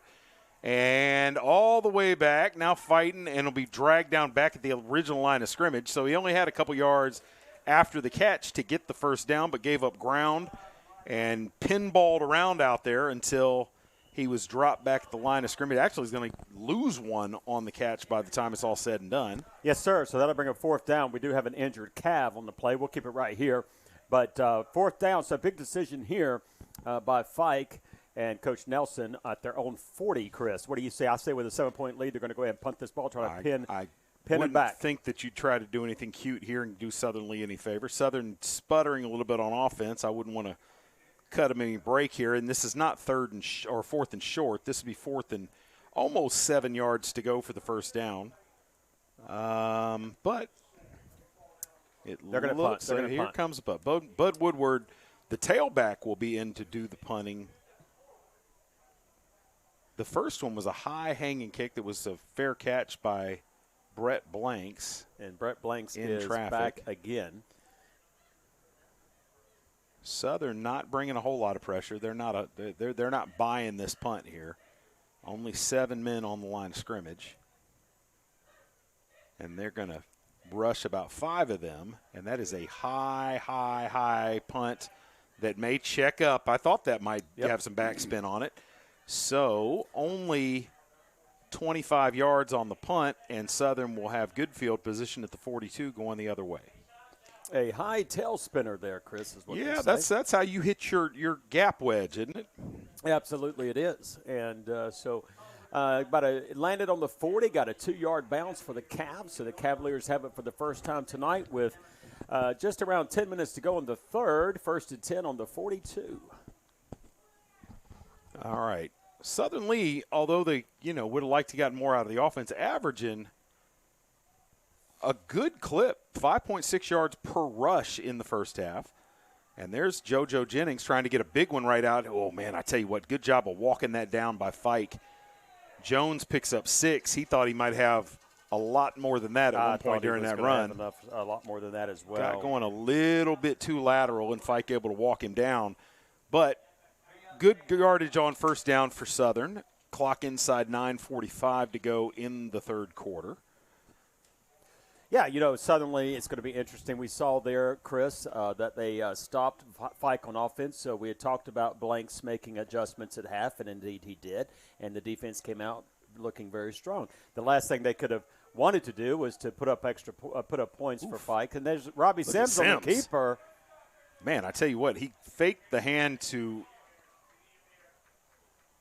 Kamari Davis into the belly and took off with it. Matthew Kidd is down for the 16th time tonight. Yeah, he goes down quite often in every game. He'll be down multiple times in a game. But the thing about Kidd is that he'll let him lay there for about 45 seconds. He'll get up and trot off the field. But either way, and so Chris, it's interesting that again, Coach Blanks coming out of the half, making some adjustments there on defense and stopping the Demons from getting a first down there and having to go 3 and out and punt the ball. And now the Cavs are in the Demon territory, only down a touchdown, 1st and 10 at the Demon 43. Lots of facts crammed into that statement there, Don. Around the Sandhills 3A, 4A, Pinecrest down late in the second quarter to South Garner 24-14. Coach Edens and I spoke on Tuesday. He was concerned about that matchup and wanted the world to know, don't be fooled by that 5-5 record South Garner was coming in there with. Scotland, after sputtering early, looks to be avoiding a scare. Late in the second half, or in the second quarter, they're up now 21-8 on Rocky Mount. And Richmond, who drew about as bad a first-round opponent as you can pull, down 17-0 at Leesville Road. And no shame in that. Leesville Road, one of the better programs in the state. Yes, indeed. And I think Leesville Road has already beaten Richmond once this year. I believe correct. Out of conference, one of the early games, maybe their second game of the season? Nope, they didn't get them this year. I think they got them last year. Yeah. All right. 1st and 10 for the Cavaliers. Ball set up at the 42-yard line. Fakes the hand, now a reverse to Blanks. Blanks got one man to beat and tries to cut it up inside. Wow. And I tell you what, that's going to go down in the stat book as a 3-yard gain. But Blanks did a good job not getting pulled down in the backfield to keep him ahead of the chains. He went back to about the 47, Chris, and ended up making a 3-yard game out of it. They're only going to give him 2, but still a positive yardage play there by Blanks. And you said he got a man to miss, but I counted 3. He had 3 defenders right there on him, and he was able to gain a couple of yards on the play. All right, 2nd and 8.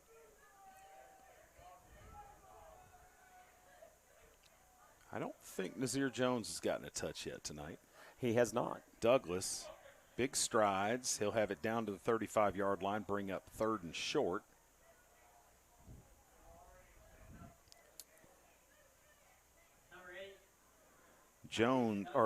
Douglas creeping up on the 100-yard mark. Came in tonight as the leading rusher for either of these teams. 154 yards 154 carries for 1,059 yards for JoJo, who also missed some time this year with an injury. A very critical third down here, Chris. Four down territory, sir. Absolutely. 4 down territory. Here we go. 3rd and 4. I'd like to see Kamari Davis into the middle here. Nope. It's going to be Sims with a little bit of a First push down from Davis, and he's going to be right at the sticks. The far side official seems like he's going to give it to him. Needed 4, maybe got 4 on the nose. Shed Depot what first are we down. Do? It is going to be a Shed Depot first down. So I believe on every one of those critical drives when they need 3 yards, I think they're pretty solid running Sims when it's 3 and under. It appears so. Now, at this point, you only need a couple yards to be in real field goal range, too, so that's something to keep in mind. Yes, indeed. Good gang tackle there by Fike. Stops Douglas after a 2-yard gain. They just collapsed the right side of that Southern Lee offensive line. And guess who checks back in the game for the Cavs? Matthew Kidd. I don't even have to look. Now, Kidd checks in there. He can do some damage from the tight end position. They'll play him as sort of an H-back. Sims over there ran to the sideline to get something by way of play call from the coaching staff. That was interesting. All right, that Fike defense seeming to creep a little bit closer to the line. Nice run. Douglas doesn't care. He's going to bull his way forward, and he'll have 9 on the second down carry and another Shed Depot first down, and that does catapult Mr. Douglas over the 100-yard mark. 108 yards now on 19 carries. Absolutely what you're looking for Southern Lee. Come out, Fike, halftime, 3 and out. Suddenly, nice methodical drive. Coach Blank's football. And we are in the Remax red zone. All right, Sims under center. Going to keep it himself. And plows ahead. And he'll have 3 on the first down carry. I like it.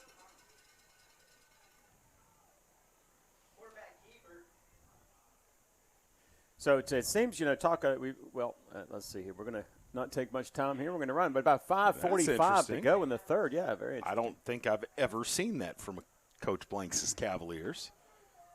All right, second down. Hand this to Douglas. Douglas tried to get outside and met by half a dozen Demon defenders, 1 on the carry for Douglas. Yeah, so let's mix it up here a little bit, Chris. Let's talk a little bit of college football. Now we're just about midway in, a little past midway. A couple of my points, I think Florida State's the real deal. I think Clemson, their dynasty is pretty much done. And I think Carolina were pretenders and not contenders. Well, Carolina, picked a bad time to lay an egg. They lost 2 in a row, Virginia and Georgia Tech. They're out of the top 25 after being ranked 10. Yeah, I forgot about the Georgia Tech. All right, there's the third down carry, and that's going to bring up 4th down, and I think we're going to see the kick team. I think we're going to see McCullum. We're going to see McCullum. We're going to see Liam O'Rourke is the snapper. That offense is staying on the field, sir. All right, well, 4:41 to go, and nothing there. A little surprised they went to the well one more time. I don't know about this, Chris. Really, I don't. I mean, you've got almost automatic there with Brian. But, again, I can't argue with Coach Blanks. I mean, he's a phenomenal coach. The flip side is if you don't convert here, you leave a long field for Fike. All right, Sims going to keep it. He's running all the way.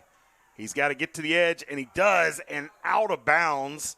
Needed 7, got 8. Whoa, whoa, whoa. They're going to mark him short. Be a turnover on downs.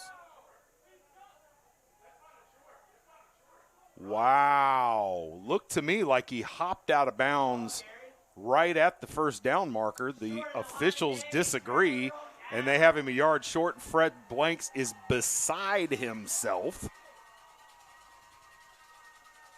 That is.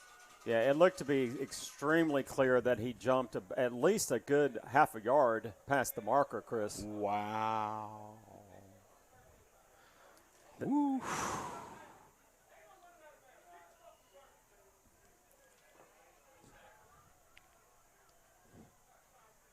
So it is turnover on downs. Fike's going to start first and 10 on their own 12. All right, here we go. Going the other way, 4:10 to go. And there's the hand wrapped up in the backfield. Marcus Blanks grabbed him by the back of the jersey. It's going nowhere. No gain on the play. Good play by Marcus Blanks. He got a hold of that young man and did not let go and allowed his other Cavalier friends to get there, including Julian McNeil and, of course, Matt Kidd. Marcus Blank's been making plays for the Southern Lee team for 10 years. Yeah, he has. And he's played football. He's played football in the womb. And but the thing about him too is just a super nice young man, quiet, very very confident in who he is, and that young man is going to go places for sure. He is a good young man. Yes, he is a good student of the game. Yes, who I could easily see being a coach at a very young age. Absolutely, just a super young man. All right, there's the ball gets out. Cameron Pittman throwing the ball around sparingly tonight, but he'll complete that one out there for 14 and a Fike first down. Yeah, we talked about all the kids that Southern Lee has coming back. They've got, like we said, they got the Blanks, Brett Blanks, Mike Blanks. Marcus is going to graduate, but they've got Brian's coming back for another year, their kicker. Kamari Simmons is going to come back. Jamari Hall, number 11, is going to come back for another year. So they've got some athletes coming back, Chris. All right, the hand is to Woodward. They're going to have to stop him. He cuts it back in the middle, and now he's got one man to beat, and they're all in chase mode, and I don't know that they're going to get him. Woodward going the distance. He goes 75 yards for the touchdown, and you kind of saw it coming. Again, that's one reason why I wasn't a big fan of that 4th and 8 or 4th and 7 call. Just kind of really gave all the momentum back to Fike as they stopped on the turnover on downs, which I believe, Chris, is Southern's 4th turnover of the night. 2 turnover on downs and 2 picks. All right, 3:01 to go, 27-14 Fike. 3:01 to go in the third. Did I say the game? Just to go. Oh, Well, they're the second squad that has the cannon after a touchdown that I've been to this year. What do you think about that? You like that? Yeah, I like I like the light show at Richmond. I like the light show at Richmond, but I'm very surprised Richmond doesn't have a jumbotron. That I'm surprised. I'm actually kind of surprised Fike doesn't have one. But we're going to have a false start here on Fike for the extra point. Will that cause them perhaps to maybe? No, they're going to continue to kick the extra point here. I'm less surprised that Fike and Richmond don't have one than I am that Lee County doesn't have one. I'm with you on that as well. So boosters. Yep. Get it together. So that begs the question: would you rather have the Richmond light show or the jumbotron? The light show doesn't pay the bills, Don. That's true. Can't sponsor the light show. That's right. All right. Fike out to a 2-touchdown lead for the first time tonight, 28-14. 3 minutes to go in the third quarter. We'll see if Southern can respond. Yet again, a Cavalier down on the play. We will be back with the kickoff after these messages. WilkinsonCars.com. Come visit us at 3335 NC 87 South and test drive one of our many different vehicles. Or check out our state-of-the-art service department and collision center, where our team can have you back on the road in no time. We're right across from Walmart at 3335 NC 87 South. Schedule your appointment online at WilkinsonCars.com or call us at 919-775-3421. We guarantee we're the place to be at Wilkinson Chevrolet Buick GMC. We are professional grade. Fun cakes at Zaxby's? Sweet! Fried to perfection and dusted with powdered sugar? Sweet! Paired with the caramel sauce that's great for dipping, dunking, or drizzling? Sweet! Woo, saucy! Zaxby's. All right, here we are, 3:01 to go. Matthew Kidd helped off the field. Southern looking for a big play somewhere. Chris, how are we doing with the other teams in the 3A, 4A Sandhills? Well, Don Clayton. While you're looking that up, I will just go ahead and tell you the temperatures dropped about another 6 degrees. I was in line, it felt like, for an hour and a half at the concessions during halftime, And it's a little chilly out, my friend. The temperature here seems like it's dropped about 50 degrees in the press box. It's cold. It is cold. All right, Leesville Road up 24-0 on Richmond. Wow. South Garner still up 24-14 over Pinecrest. Wow. Pinecrest goes one and done. That's really going to be my goodness, a sad conclusion to a great season as they ran the table. First time in history. What was kickoff? 7:30? 7:30. First time in history Pinecrest has gone through the regular season undefeated. All right, there's Blanks. Oh, he's got going. space. He's going. He's going all the way to the house. He's going all the way to the house. 25, 20, 15, 10, 5. Touchdown, yards. Cavs. 75 yards, and just like that, it's a one-score game again. Yes, sir. That one, you saw the middle of that coverage team open up. And that is exactly what that young man has. And you ask Coach Blanks, he says, I'm his dad. I'm going to tell you right now, that's the best athlete in Lee County. He keeps saying it. All right. Southern said, hey, momentum, schmomentum. Exactly. Big Don Clayton. And here we are now with Brian McCullum looking for his third point of the game for this critical PAT.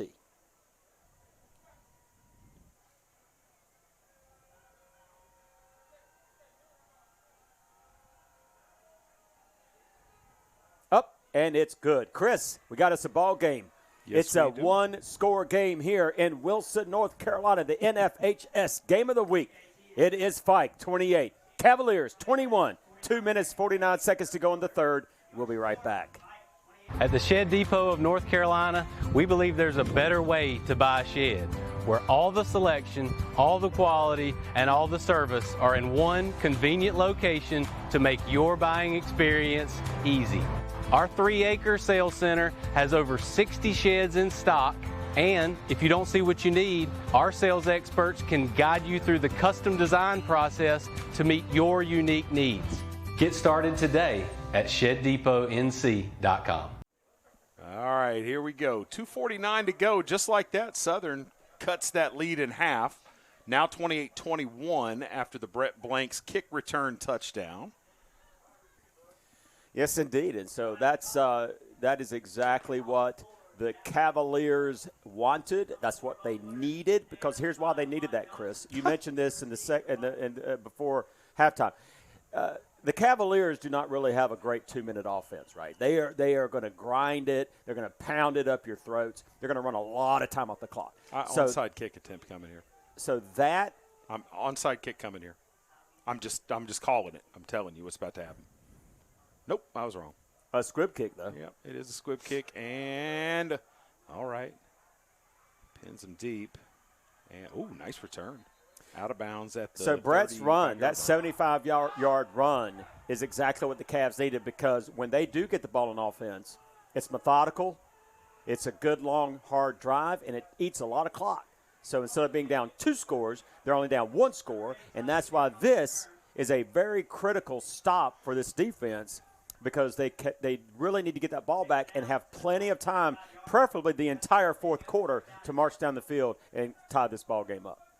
And, Chris, we are getting close to perhaps having an OT game here. You're just a little bit ahead of 15 minutes of football players, sir. All right, I'm going to tell you what I think is going to happen. All right. I think you're going to see them go man across the board, and I think they're going to start firing defenders up the field, trying to take away this run game. And if Pittman can beat them over the top, he beats them over the top. That's what I think is about to happen with this defense. They're not going to sit back and let Woodward just gash them repeatedly. All right. But he takes it down over. Robbie Sims on the tackle. Gain of 2 there for Woodward, who's having the game of his life. He's up to 195 now on 16 carries. And if you think about it, honestly, Chris, from up here in the booth, we're a little bit biased perhaps, but I will tell you this.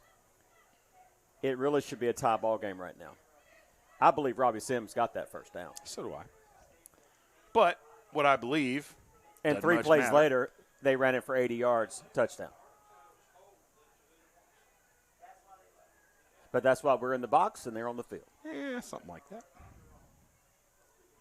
All right, there's Artis, and he picks his way, and he'll be dragged down after a gain of 4. So 3rd and 3 coming up. All right, it's a critical 3rd down coming up here for the Cavs. Got 1:40 to go before Hells Bells in the 4th quarter, Chris.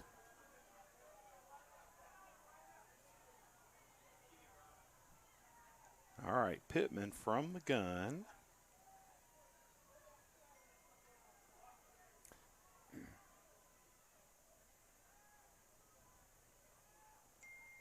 And there goes Woodward, and they've strung it out. And look at McNeil comes up and finishes off the job. Going to drop him for a 2-yard loss. Julian McNeil finished it off, but I'll tell you who started it, Robbie Sims. Boy, I love this kid.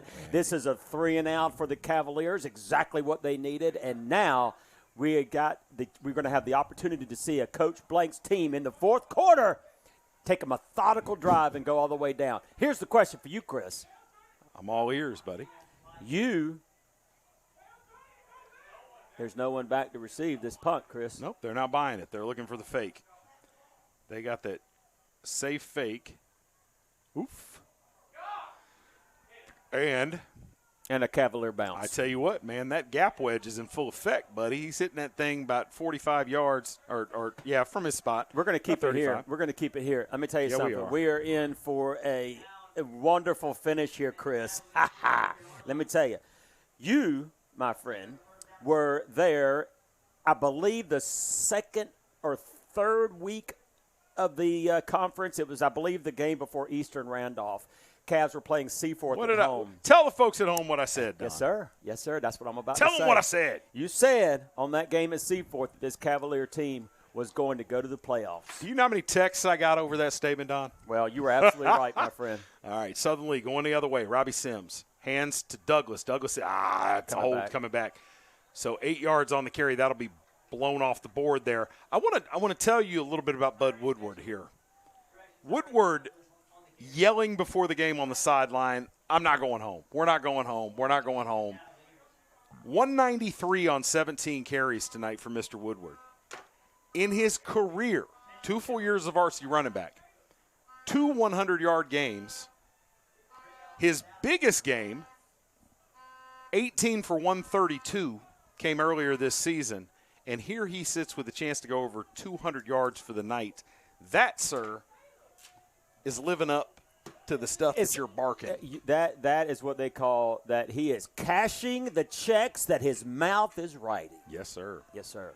All right, well, but you said it, friend. I would like to know what text you got because I was looking at you. I looked at you face to face that night when we were playing. The Cavaliers were playing Seaforth, and I said, I think we have a real deal here in a coach and a coaching staff and kids that believe. This coach has got these kids that believe. And you looked at me and you said, Don, I'm a believer. This team's going places. And Chris, they beat every single team they were supposed to beat. And they lost to the bigger, better, more talented, stronger 4A schools. But they did beat the teams they were supposed to beat. And here they are at Fike, first round of the playoffs. And, boy, they're making a game of it, Chris. Yes, they are. That's the end of the 3rd quarter.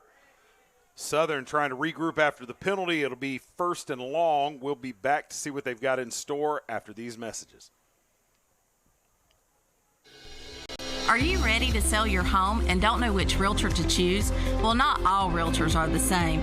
I'm Crystal Copas, and I don't just stick a sign in the yard, throw it in the MLS, and hope to collect a commission. I provide a customized marketing plan that includes professional staging, photography, videography, and drone at no cost to you. Contact me, Crystal Copas, with RE/MAX Real Estate Service, and let's get your house sold. 919-356-5402 or visit me at crystalcopas.com.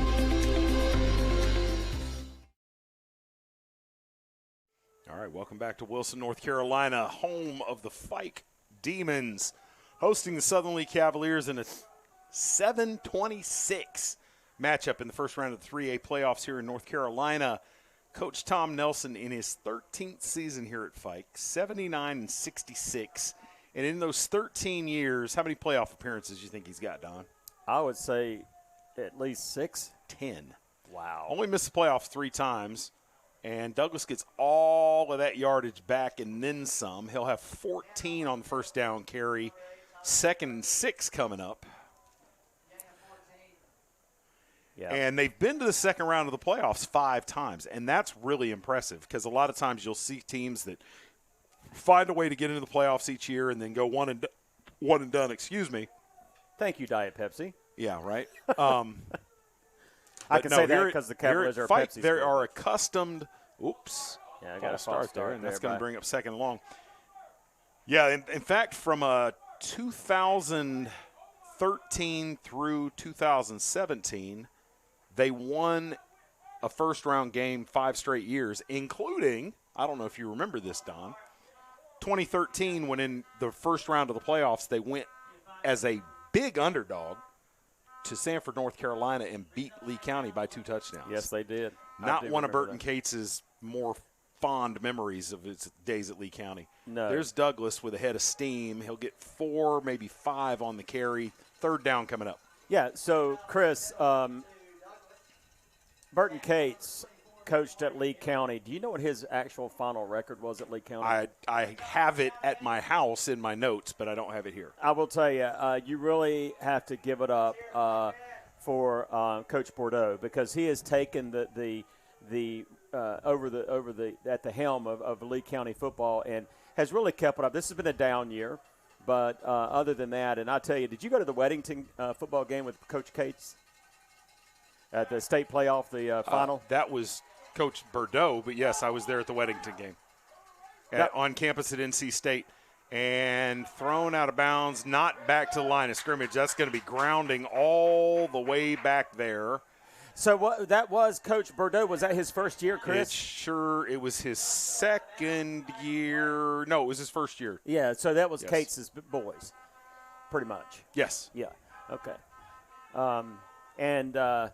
That young man for Weddington, he's playing at Clemson right now, and he'll be playing on Saturdays. He'll be playing on Sundays. Sorry, he'll be playing on Sundays. I'm not sure that given his situation, he's got 2 years of eligibility left because of the COVID year. I'm not sure that in one of those 2 years he won't find his way into the Heisman race. Chris, before the COVID years began, we have players now that are 25, 26 years old. Bo Nix, as an example, at Oregon, that are still playing college football. And, Chris, you're seeing now because of the NIL, you're seeing kids not as antsy to get into the NFL now. So you're going to have older players playing in college. You are. I mean, you're two of the quarterbacks that are vying for the Heisman right now, Michael Penix and Bo Nix, both in sort of their second careers in college football. Bo Nix was at Auburn. Penix was at Indiana. Those guys are both 23, almost 24 years old playing college football. I don't like it at all.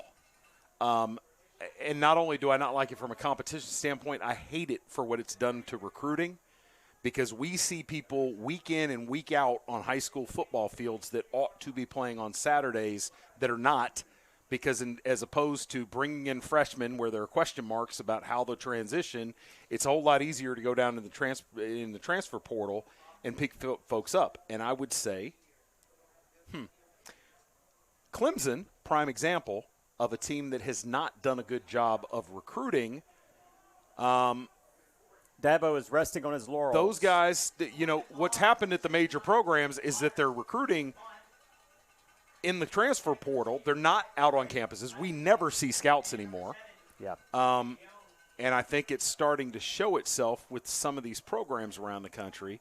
And some of these small junior college programs and smaller division schools are loaded with talent, but the whole thing is a mess right now. It is a mess, Chris, and it needs some cleaning up. Progress over perfection. But with Caleb Waters, a 47-yard punt there, by the way, and they've got some penalties. It looks like it's going to go against the Cavs. So it looks like that Fike will have the ball well into Cavalier territory. But with that, talk about the Heisman. Penix right now is in the lead for that. I think we're going to get – yeah, we're going to get a it is actually. I think we got a crackback block. Yeah. So 15 yards the other way. It is the other way. Penix is in the lead right now. Then you have Daniels, Harrison, Travis, and actually Bo Nix is going all the way down to 5th now in the Heisman race. And one name you don't see on there is Drake May from North Carolina. Yeah. and, you know, a major investment by the boosters NIL-wise with Drake May to keep him there at North Carolina, and they're not getting the type return that they would have hoped for. Drake May, a heck of a college football player, now don't get me wrong. And there's Woodward, continues the game of his life, 12 more, and that's going to take him over the 200-yard mark tonight. Yeah, Jamari Hall with the stop there again for the Cavs. You know, Chris, if Drake continues like last year where the Tar Heels had a great opening to their season and then they dropped off significantly in the last part of the season and lost several games, I'll get your comments on that. Do you think that there's a chance that May stays for his junior year? No. Well, this wouldn't be Drake May's junior year. This would be next year would be Drake May's senior year. He's a sophomore, isn't he? No. Let's see. Let's check. I want to make sure I don't give any bad opinion. And then, you know, you have to look at, and right now, by the way, South Garner, 24-14. It is halftime in Pinecrest, so 24-14 South Garner. And hurry-up offense here. That's interesting. It looks like you would think they would want to milk the clock here, but Fike is in the hurry-up offense here. And they draw suddenly off sides, and that's going to probably pick up a first down for Fike.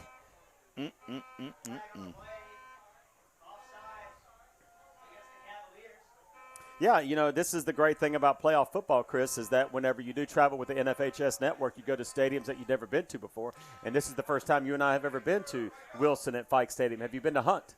I have. I have been to Hunt before. You're right and you're wrong. Drake May is classified as a sophomore, but he's a redshirt sophomore. This is his third year of college, and he is eligible for the draft. And I think he is very much gone. All right, Woodward with the carry. Good patient running. Now out around the right side, and he'll be dragged down. I like your 30. emphasis on gone. Yeah, and, Chris, you know, I apologize. You know, it's been a while since we've called a game together, by the way. And, you know, it's been a hot minute. The triumvirate that was Big Don, best. and Diamond Dave Kaplan. Diamond Dave Kaplan. That was a lot of fun, man. That was so much fun we had. And, you know, I'll tell you, but with you, I'm trying to remember your college team. It seems like they're on the West Coast. No, I'm a Buckeye. Oh, Ohio State. All right. So Ohio State this year, obviously having a chance to compete for the national playoff and actually to win the Rose Bowl for Ohio State. Who do you think is their biggest competitor coming into the latter part of the year for that one loss? Not in the playoffs, but for that one loss. Michigan. Yeah. Is Michigan. that tomorrow? No, Michigan will be Thanksgiving weekend. Michigan is everything is on that Michigan game. Michigan's gotten them the last 2 years. You know, now it's come out that, you know, Harbaugh was taping and stealing signs and all the rest of that. It doesn't make any difference. They've got to beat Michigan. Michigan's likely to come in undefeated. It'll be, you know, the game on steroids. And, Ohio State's got to get through that. Georgia, I still think is the team to beat. But I think Brock Bowers, the best college tight end I've ever seen, going down and missing substantial time, I think could be big. Man, great play in the right backfield. there. Kamari Davis. And Woodward will lose a yard, not something we've said very often tonight. I think that Georgia is a little bit more fallible maybe than they've been in the past, but I don't know that Alabama can beat them. I don't know that anybody in the SEC can beat them, frankly. So, you know, college football is wild. The West Coast, you know, Washington, Oregon, this final year of the Pac-10 is very interesting. Pac-12, I guess. Oh man, you can't give them freebies. That's I'm tired, Coach. And he knows it. I mean, again, I love that kid. Nathan Coley, he's big. He's 6'3", 265. He is only a junior. So, again, he's one of those kids that Coach Blanks will have back next year. And you've got a lot of really great kids coming back, too. Liam O'Rourke, their long snapper, he's only a sophomore. He'll be back. But you've got really strong kids that also play on that JV team, including Tommy Lineberry, who will be there, who's only a freshman. So Blanks has got a lot of kids coming up, Chris. Well, and, you know, there are a lot of speculation that maybe magically there might be some people show up in the Southern League uniform last year that weren't on campus at Southern Lee this year. You know, and JoJo this year came over, but you know that has happened in against Southern Lee for the last several years. Unfortunately, kids not reclassing, but moving, quote unquote, and going to another school just for the football program. But I'm going to tell you something. If you're a young man, 15, 16, 17, 18 years old, and you don't want to play for Coach Blank, something's wrong with you. Yeah. All right, there's Fake. Throws it over the top. Oh, my gosh, what a throw. The little pop pass, and Pittman finds number 9, Jordan Simpkins, for the 27-yard touchdown pass, and that might be the dagger. Yeah, well, you know, we got 7 minutes to go, so definitely we had mentioned before that Cavs don't really have a great 2-minute drill. They have one for sure. We just don't see it very often because they're very methodical in the way that they drive, and they eat up a lot of clock. So number 34 better get his butt in there. All right. Nice play design there. And Coley was all in his face, Chris. I mean, he was all up in his face. And so the kick is up, and I believe good. All right, Chris, take us to the timeout. 35-21, only 7 minutes to go. Southern going to be forced to do some things they're not comfortable doing, and they're going to have to do it twice. Down 2 scores, 7:06 to go, 35-21. Fike making a stand here. Just when it looked like Southern might force them off the field, a couple of bad breaks for Southern with a penalty, and then got burnt on the little pop pass there.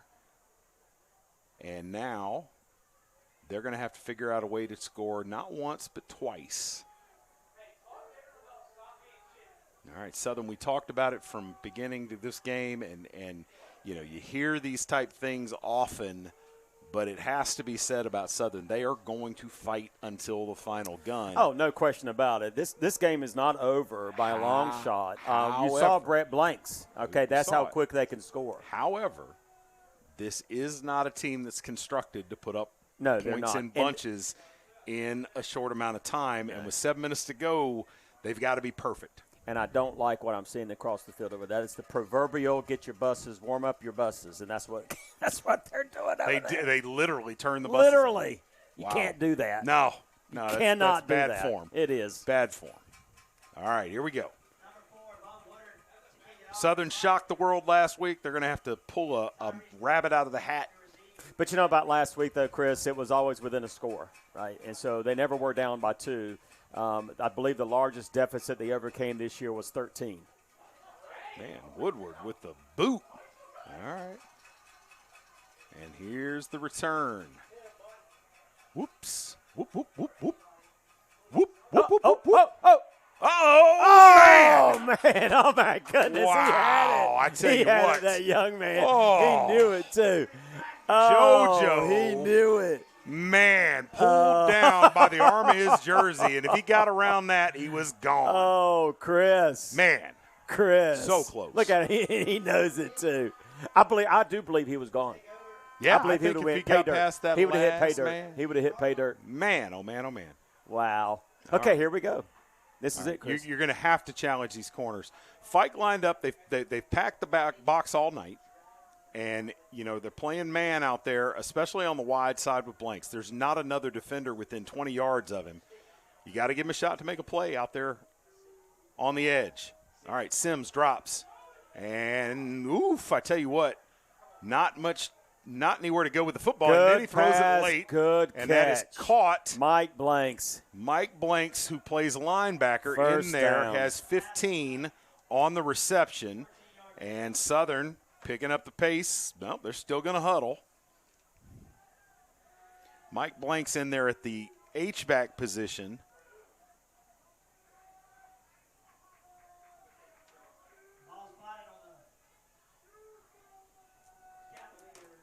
All right. 6.5 to go. Nasir Jones, watch him. He's man-to-man right now up against Tylee Vick. All right, there's Douglas. Nowhere to go. And Fike doing a good job even in this down and distance, you know, this time of the game, making sure they don't give up big plays in the middle. Douglas now 23 carries for 130 yards. And And Southern, 6 minutes to go, and they're still huddling up. Yes, and Chris, I hate to say it again, but they have a 2-minute drill, but they haven't had to run it very much this season, and that's just not their not their wheelhouse, Chris. Three not their wheelhouse. wide receivers in the route. We don't see this often. Sims drops. There's pressure, man. I tell you what, number 24 shot off the edge like out of a cannon. Jamari Hill. He had the pick earlier. Has the big sack there.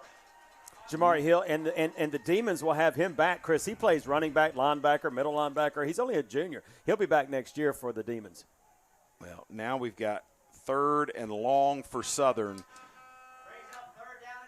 This is definitely 4-down territory at this point with 5 minutes to go in the game. Got to get a chunk here and give yourself a chance on 4th down. And Sims doing something a little different than against Lee County last week, and I'll talk about it here in a minute. He's flushed to the right, gets it out. There's Blanks.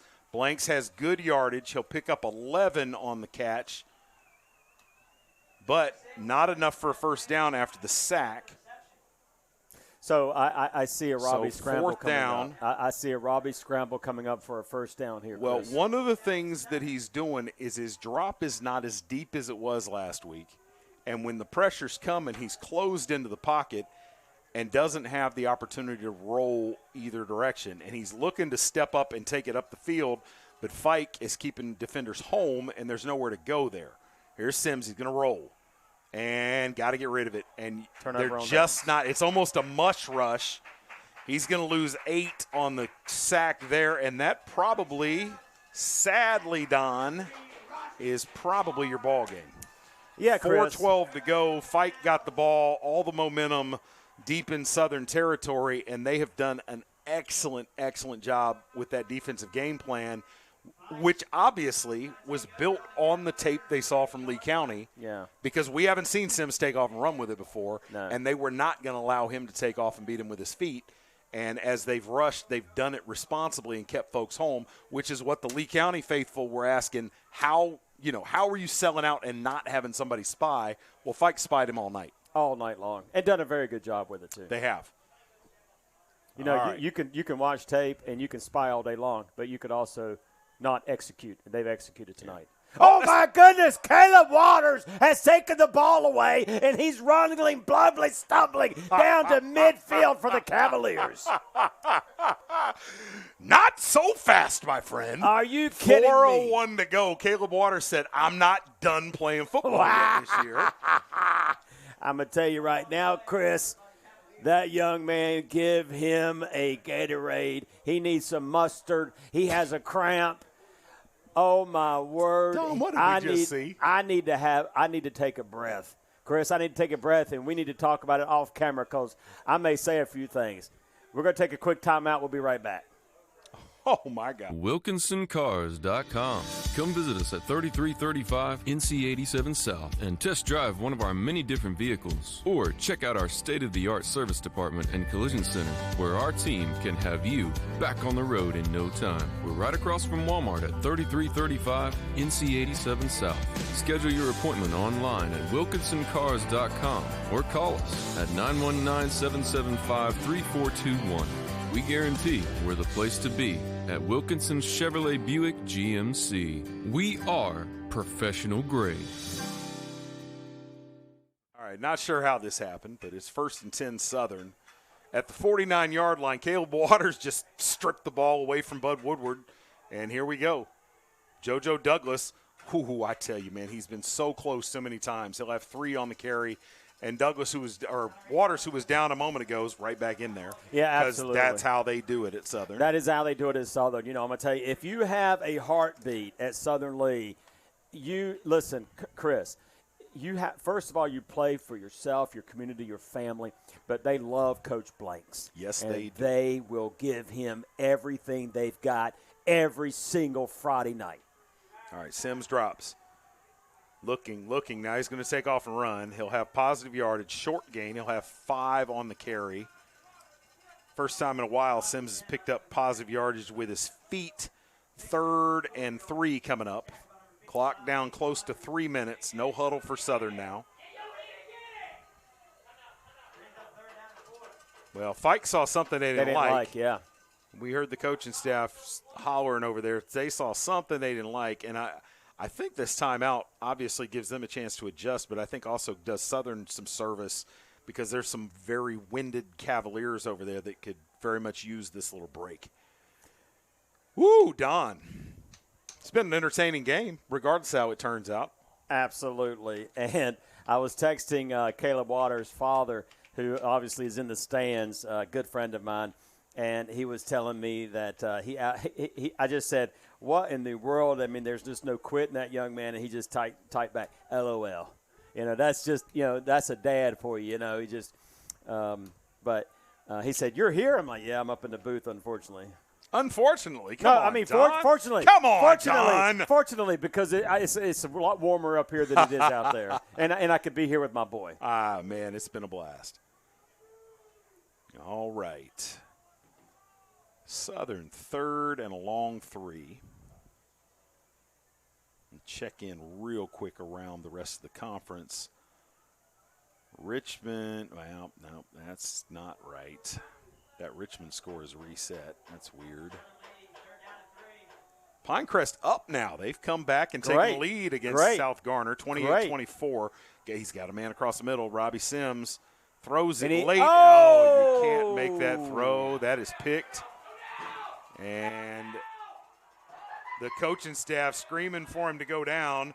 He's got other ideas. Yeah. And Rodney Webb Jr., senior defensive back, probably, we thought this a moment ago, seals it. Sims, flag on the play. Let's see what happened after the here. pick, though. Ah, man. I tell you, Sims under duress back there. It's hard to fault him. He was scrambling to his right. He had Nazir Jones come open on the crosser, and I don't know if he saw him late and was trying to get the ball there. But his third pick of the night, and as spectacular as he was a week ago, it's been a rough night for him statistically. And we said early, Southern had to be perfect, and 3 turnovers later, they've not been near perfect. And, this is what happens on the road in the playoffs. Yeah, it is. And as you mentioned, that the coaches were screaming to go down. And explain to the audience, Chris, it's common sense for a lot of people, but why is it why do you want to rob a kid from having their moment and going and getting a pick 6? That's something that kid will have for the rest of their life, to get a pick 6. But it is because that's why you see kids wear shirts that say team greater than I. Yeah, you don't want to risk the turnover there, in particular with defensive backs. You got tacklers coming from all angles. It's a good opportunity to punch that thing out of there. That's right. Instead of just going down and letting the offense come out and eat the clock up.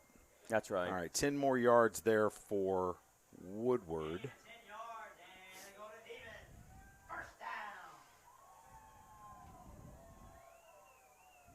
So ball's at the 35-yard line of Fike, just over 2 minutes to go. Fike have 2 timeouts left. They're not concerned about that. But Southern, unfortunately, only has 1.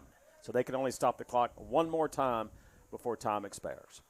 Well, and symbolically, I don't know if it means anything, but all of the buses are now on over there on the Southern side. Yeah, which again, that's bad juju, Chris. It is. All right, there's the carry. Woodward one more time. And looking to add to a career-high total, and he's going to add a lot to it. That's going to be 65 more yards for Bud Woodward. And I tell you what, I told you he didn't want to stop playing football. 23 yards or 23 carries, 285 yards for Bud Woodward. And this Southern League team is just spent. They've left it all out there tonight, but it wasn't their night. No, it wasn't their night, Chris, but I will say, they played a really good first half, I thought. Had a couple of turnovers. Obviously, Sims has 3 picks on the day. You take just they have 5 turnovers all night. You take 3 of those back and only give them 2. You have a chance to really be in this ball game and come away with a victory. But either way, Fike came out, played very well, especially on the run. Their run game looked phenomenal tonight. I'm gonna say something else too. And I have sung Coach Fred Blank's praises all year. I will continue to next year and the year after and the year after. However, I knew there was a however coming. This reminds me of some commentary I heard on the Pittsburgh Steelers this morning after they beat the Tennessee Titans, and that was that Pittsburgh offense 2-point conversion is good enough to get them to the playoffs, but not good enough to win in the playoffs. You're going to have to do more things on offense regularly and proficiently if you're going to win big football games against good competition consistently. And I think that Southern fell prey to the offense being a little bit too predictable here. Fike came in prepared to take away the things that Southern has shown that they can do on offense. Credit to this coaching staff. That's right. Credit to the players here at Fike. There's a reason they went 7-3 or won their conference. And Southern, this being the first year of this offense, first year with this new staff, they have done amazing things. Coach Blanks, they might have named the stadium after the wrong guy last week, frankly. Yeah. No, I agree with what you. he's done here is amazing. Now it's time for them in the offseason to start taking the next steps to really expand this offense. They got a senior quarterback coming next year in Robbie Sims, and the sky's the limit, but they have to open up that playbook. And they're going to have to find a way to get more guys into the program so that they don't have their linemen playing both ways. And I think they're going to do it. I agree. And, Chris, I know this is a cliche, but Rome wasn't built in a day. No, sir. And you have to look back at their previous 2 seasons with a combined 2 wins in 2 full seasons. And this year coming in at 6-4 on a regular season and 3-3 in conference play. And, and come up and put up 21 points against a really good Fike school that's heavily experienced in playoffs. Yeah, there's no shame about what Southern's done.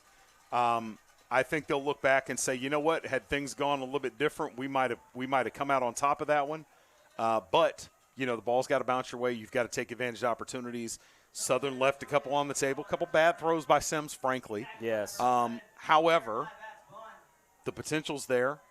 What these young men endured for the last couple of years, and to repeatedly hear week in and week out, we're the locker room's not down. These guys are still fighting. Yeah. Man, how many weeks did we hear that in a row? And the payoff was 6-4 this year. Yes. I don't think anybody in the region would have predicted that Lee County was going to miss the playoffs. Yes. Southern would beat them and go to the playoffs. Yes. And here we are, and coming into next year, there's no reason Southern can't reset and do this again. Now they know they can play with teams, and they can beat them. And what was speculative about playing Marine football and playing tough and playing strong and pushing people around and asserting themselves, they've seen all that can pay off. And I think this offseason is going to be very interesting. I would expect Coach Blanks to make a couple more hires because they're still thin. And hire you. Oh, man, I wish I had the time to give them, buddy. Listen, Chris, I agree with everything that you're saying. I echo all those sentiments, but I'll also add this. These underclassmen believe. Yeah. And that's the one thing that you have to have in a football program is belief. The underclassmen believe. The juniors believe. And the kids at middle school that are talented coming up, moving up into the high school ranks believe because they've seen it. A lot of those kids, Chris, stormed the field last weekend. Yep. They believe. They see it. And so this is definitely, without a shadow of a doubt, in my opinion, the turning point in this program. This is the turning point in this program. And it's been a long time coming. It's been probably since 2017. Was it 2017, 18, since this program last saw any type of progress or positive momentum? It's been a long time. And Coach Blanks has got these kids believing, and that's what's important. That's what's critical for a young program, and this is a young program that's building. But I will have to figure out whose decision it was and who is responsible for starting those buses up tonight early. Dude, you know what? You get the Booster Club after them. Warm up the buses. Man. Warm up the buses. I could hear it now. If you're going to do it out of sight. Something. So 2016, last That's time what I Southern thought. was in the playoffs, and like you said earlier, we were at Rocky Mount. Yes.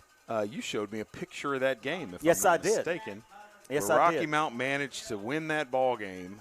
Man, that was one of the saddest drives I ever made. Oh my gosh! Southern but we had fun on the way home.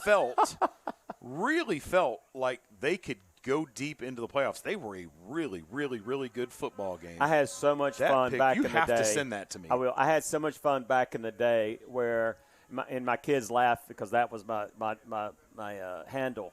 So my kids laughed because that was my handle that was on there. But listen. And for what it's worth now, that Rocky Mount team, I believe, I'm going to check, I believe they went and played in the state championship that year. I don't know. But what I do know is that this Southern League Cavalier team has absolutely nothing to be ashamed of, Chris. Nothing. And it is 50 seconds to go. Chris is going to stop on the way home, folks. We're going to have the Everything Pines post-game show coming up, but Chris is going to stop on the way home and find somewhere to get a little barbecue. All right, here we go. Sims dropping back to the 35. He's going to scramble out to the right. He looks, he passes in the end zone. That's going to be incomplete. Intended for Mike Blanks there. And that's going to be 3rd down and 11. And yes, Rocky Mount beat Southern Lee inexplicably in a game that Southern Lee really just had their number. Yes. And, yes, and Rocky Mount went on and lost the state championship that year to think about South Point, who beat them 16-7 in the three single A state championship in 2016. And think about the world will always wonder what would have happened had Southern Lee been able to get past them, because that team was loaded. That team was loaded, Chris. You had Noah Terhune. You had the Sergio Gardner. Oh my God! And you had, don't forget, the Lubbock boys. Yes, sir. So you had the Lubbock boys on the line. I don't know if Ishwa Times was there or not that year, but wide receiver, and I believe was Nate Thompson, who also went on to play at Duke. That would have been Nate's junior year. Yeah, very much stacked. Yep, it was a squad. I remember Nate. I remember David Cutcliffe coming to some of Nate's games, who recruited him out of Southern. I remember telling folks for a couple of years that Nate Thompson was the best defensive back in North Carolina, and I still think I was right.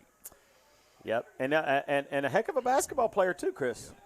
All right, Chris, that's going to do it here tonight. You want to wrap it up for us? And yeah, I think I would. Going to be a long ride home. Yeah, it is. But I hope that nobody in white and orange over there across the way is hanging their head, given the expectations for this team coming into the year.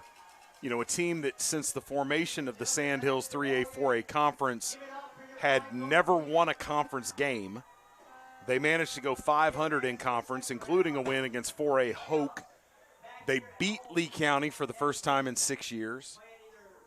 So they vanquished that dragon, and they've set the table. You know, this could be the beginning of something where teams look back, or folks in the future look back and they say, you know, it was that 23-24 team that really was the turning point.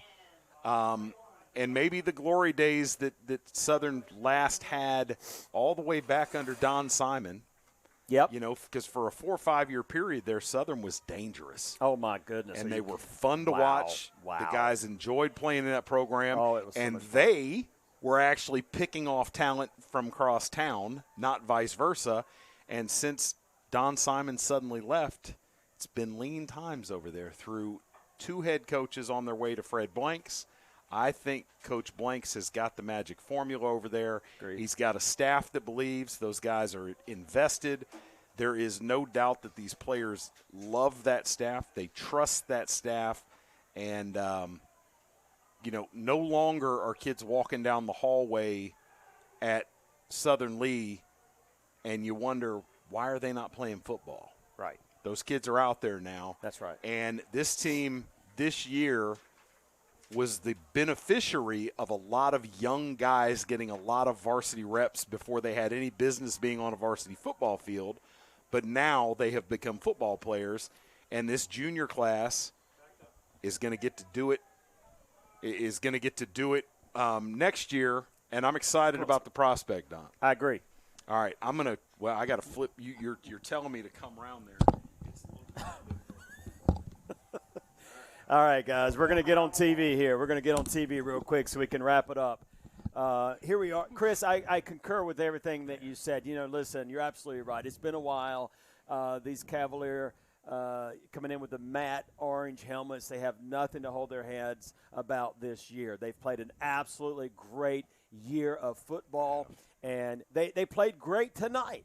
They really did. It's just the last few drives, some unfortunate mistakes and errors. Nonetheless, this team has a lot of really good, talented players coming back, underclassmen, juniors coming back. I want to focus, Don, right now, and I want to tip my cap to Tom Wellborn, who welcomed me into this 11 years ago and told me before he passed away that he trusted me to carry on his legacy. But one of the things that Tom used to do in moments like this was talk about the seniors that were playing their last game of high school football.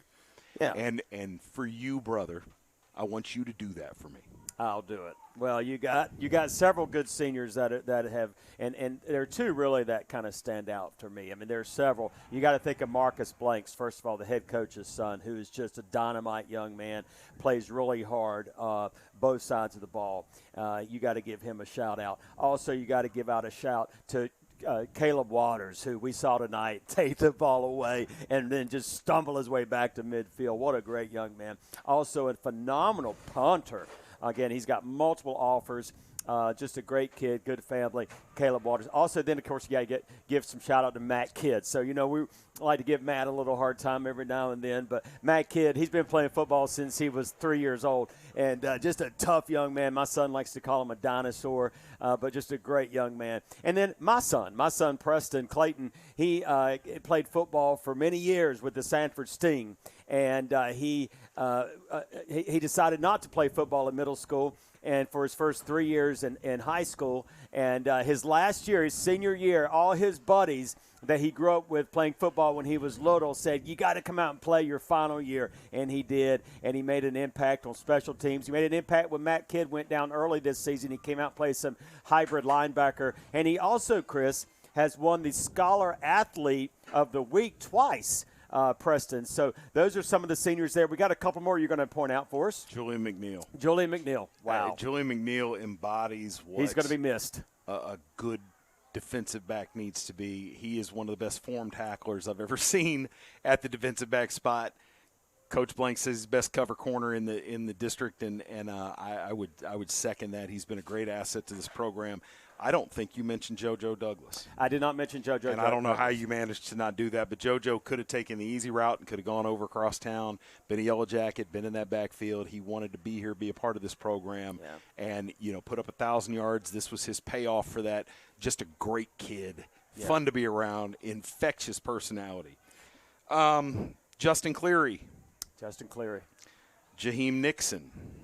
And I'll say for Justin Cleary, too, just to mention, Justin Cleary, a great young man. That is one of the greatest young men in all of Lee County. Very talented, very skilled. Decided to take last year off, came back this year, and just played dynamite football on both sides of the ball, especially defensive. And he also had an incredible play last week against Lee County. Justin Cleary did. Great family, great young man. He has a great future ahead of him. And I just to drive this home,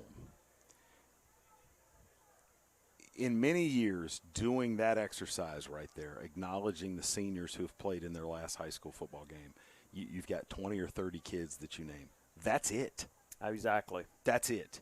And I want to make sure, so I don't make any moms mad at home. Julian McNeil, JoJo, Matthew Kidd, Preston, Justin Cleary, Jaheim Nixon, Caleb Waters, and Marcus Blanks. That is it. That's it. You got a 3A high school team in a big state like North Carolina that's got half a dozen seniors on it. That's bananas. And that tells you how far this program has come in one off season. Folks, if you don't know, there's been speculation the last couple of years as to whether Southern Lee was even going to be able to field a varsity team. That's right. To make it to the first round of the playoffs. That's a good point. And account for themselves here. The work that these kids have put in, that these coaches, the belief. There were people that were critical of Fred Blank's hiring. Yeah. And I got calls, and I was like, man, it's either going to be the greatest thing ever or it could go really badly. And it's been amazing to be a part of. I'm thankful to have been here for this. I'm thankful to have been here throughout the season. I'm thankful to have gotten to know these guys and to watch these kids. And, Don, I'm glad I got to share it with you tonight, brother. I am thankful for you, brother. Thanks for coming through. Thanks for calling me, and thanks for coming in. It's just a substitute teacher tonight. Jerry Chalmers. Shout out to Jerry Chalmers. He was supposed to be here doing color. Jerry couldn't make it tonight, but he's doing great. And love Jerry Chalmers, but I had to step in for him last minute. Glad to be here with you, Big Daddy Don Clayton. And Chris, the star, DeLambert here. And, Chris, we have to wait another season, my friend, to be back on the NFHS Network again. And well, I don't know. I think I'm going down to Pinecrest next week. I got to check and see what's going on with that game. That's another thing, because they were leading last week. We're back up on South Garner, so we'll see how that goes. But Take us out, is a bow on the Lee County schools. Lee County out of the postseason for the first time in forever. Southern gets back into the playoffs for the first time since 2016. Can't quite get it done at Fike. Fike, it's a good ball club. They're going to beat some folks on the way, and I tell you what, Bub Woodward with the game of his life, 285 yards. We didn't talk much about that. That's double the biggest game he'd ever had as a high school football player. What a night for him. Great atmosphere here, great team. Sadly, Southern's out, so Lee County, find a team to hitch your wagon to, and it's certainly in the Tar Heels. Right. So, jump on the Buckeye bandwagon or the Bengals, whichever you prefer, one way or the other. And I will say this before we sign off. We've said a lot tonight about Lee County. We've said a lot, period. And we said a lot about Lee County, and I don't want to. I would be remiss if I were not to give a shout out to Coach Bordeaux, because I think Coach Bordeaux is a phenomenal coach. He has a great coaching staff, and he's a great man. He's a great person, and we have all the respect in the world for Coach Bordeaux. He's gonna bounce back next year and do a phenomenal job. Yeah, so folks, just want to give him a shout out. Get your licks in on Lee County while you can, because they're going to reload. They've got a senior quarterback coming back. We talked about Robbie Sims here for Southern. Jack Martin comes back as a senior. He's got Jaden Hill and Raymond Knotts out there as wide receivers. They've got a dozen young men that'll be auditioning for the running back spot. They're just going to reload the linebacker core. That team's going to be something special next year. And wouldn't it be great if we get these teams hitting on all 8 cylinders at the same time and get both Lee County schools into the playoffs in the same season? And there's at least one more year of this nonsensical Sand Hills 3A, 4A conference. I'm not going to cry about it. Not going to fuss about it today. Get with me, next week, and I'll talk plenty about it. All right, I'm Chris. This is Big Don Clayton. He came through for us in the clutch tonight. We are out. Peace.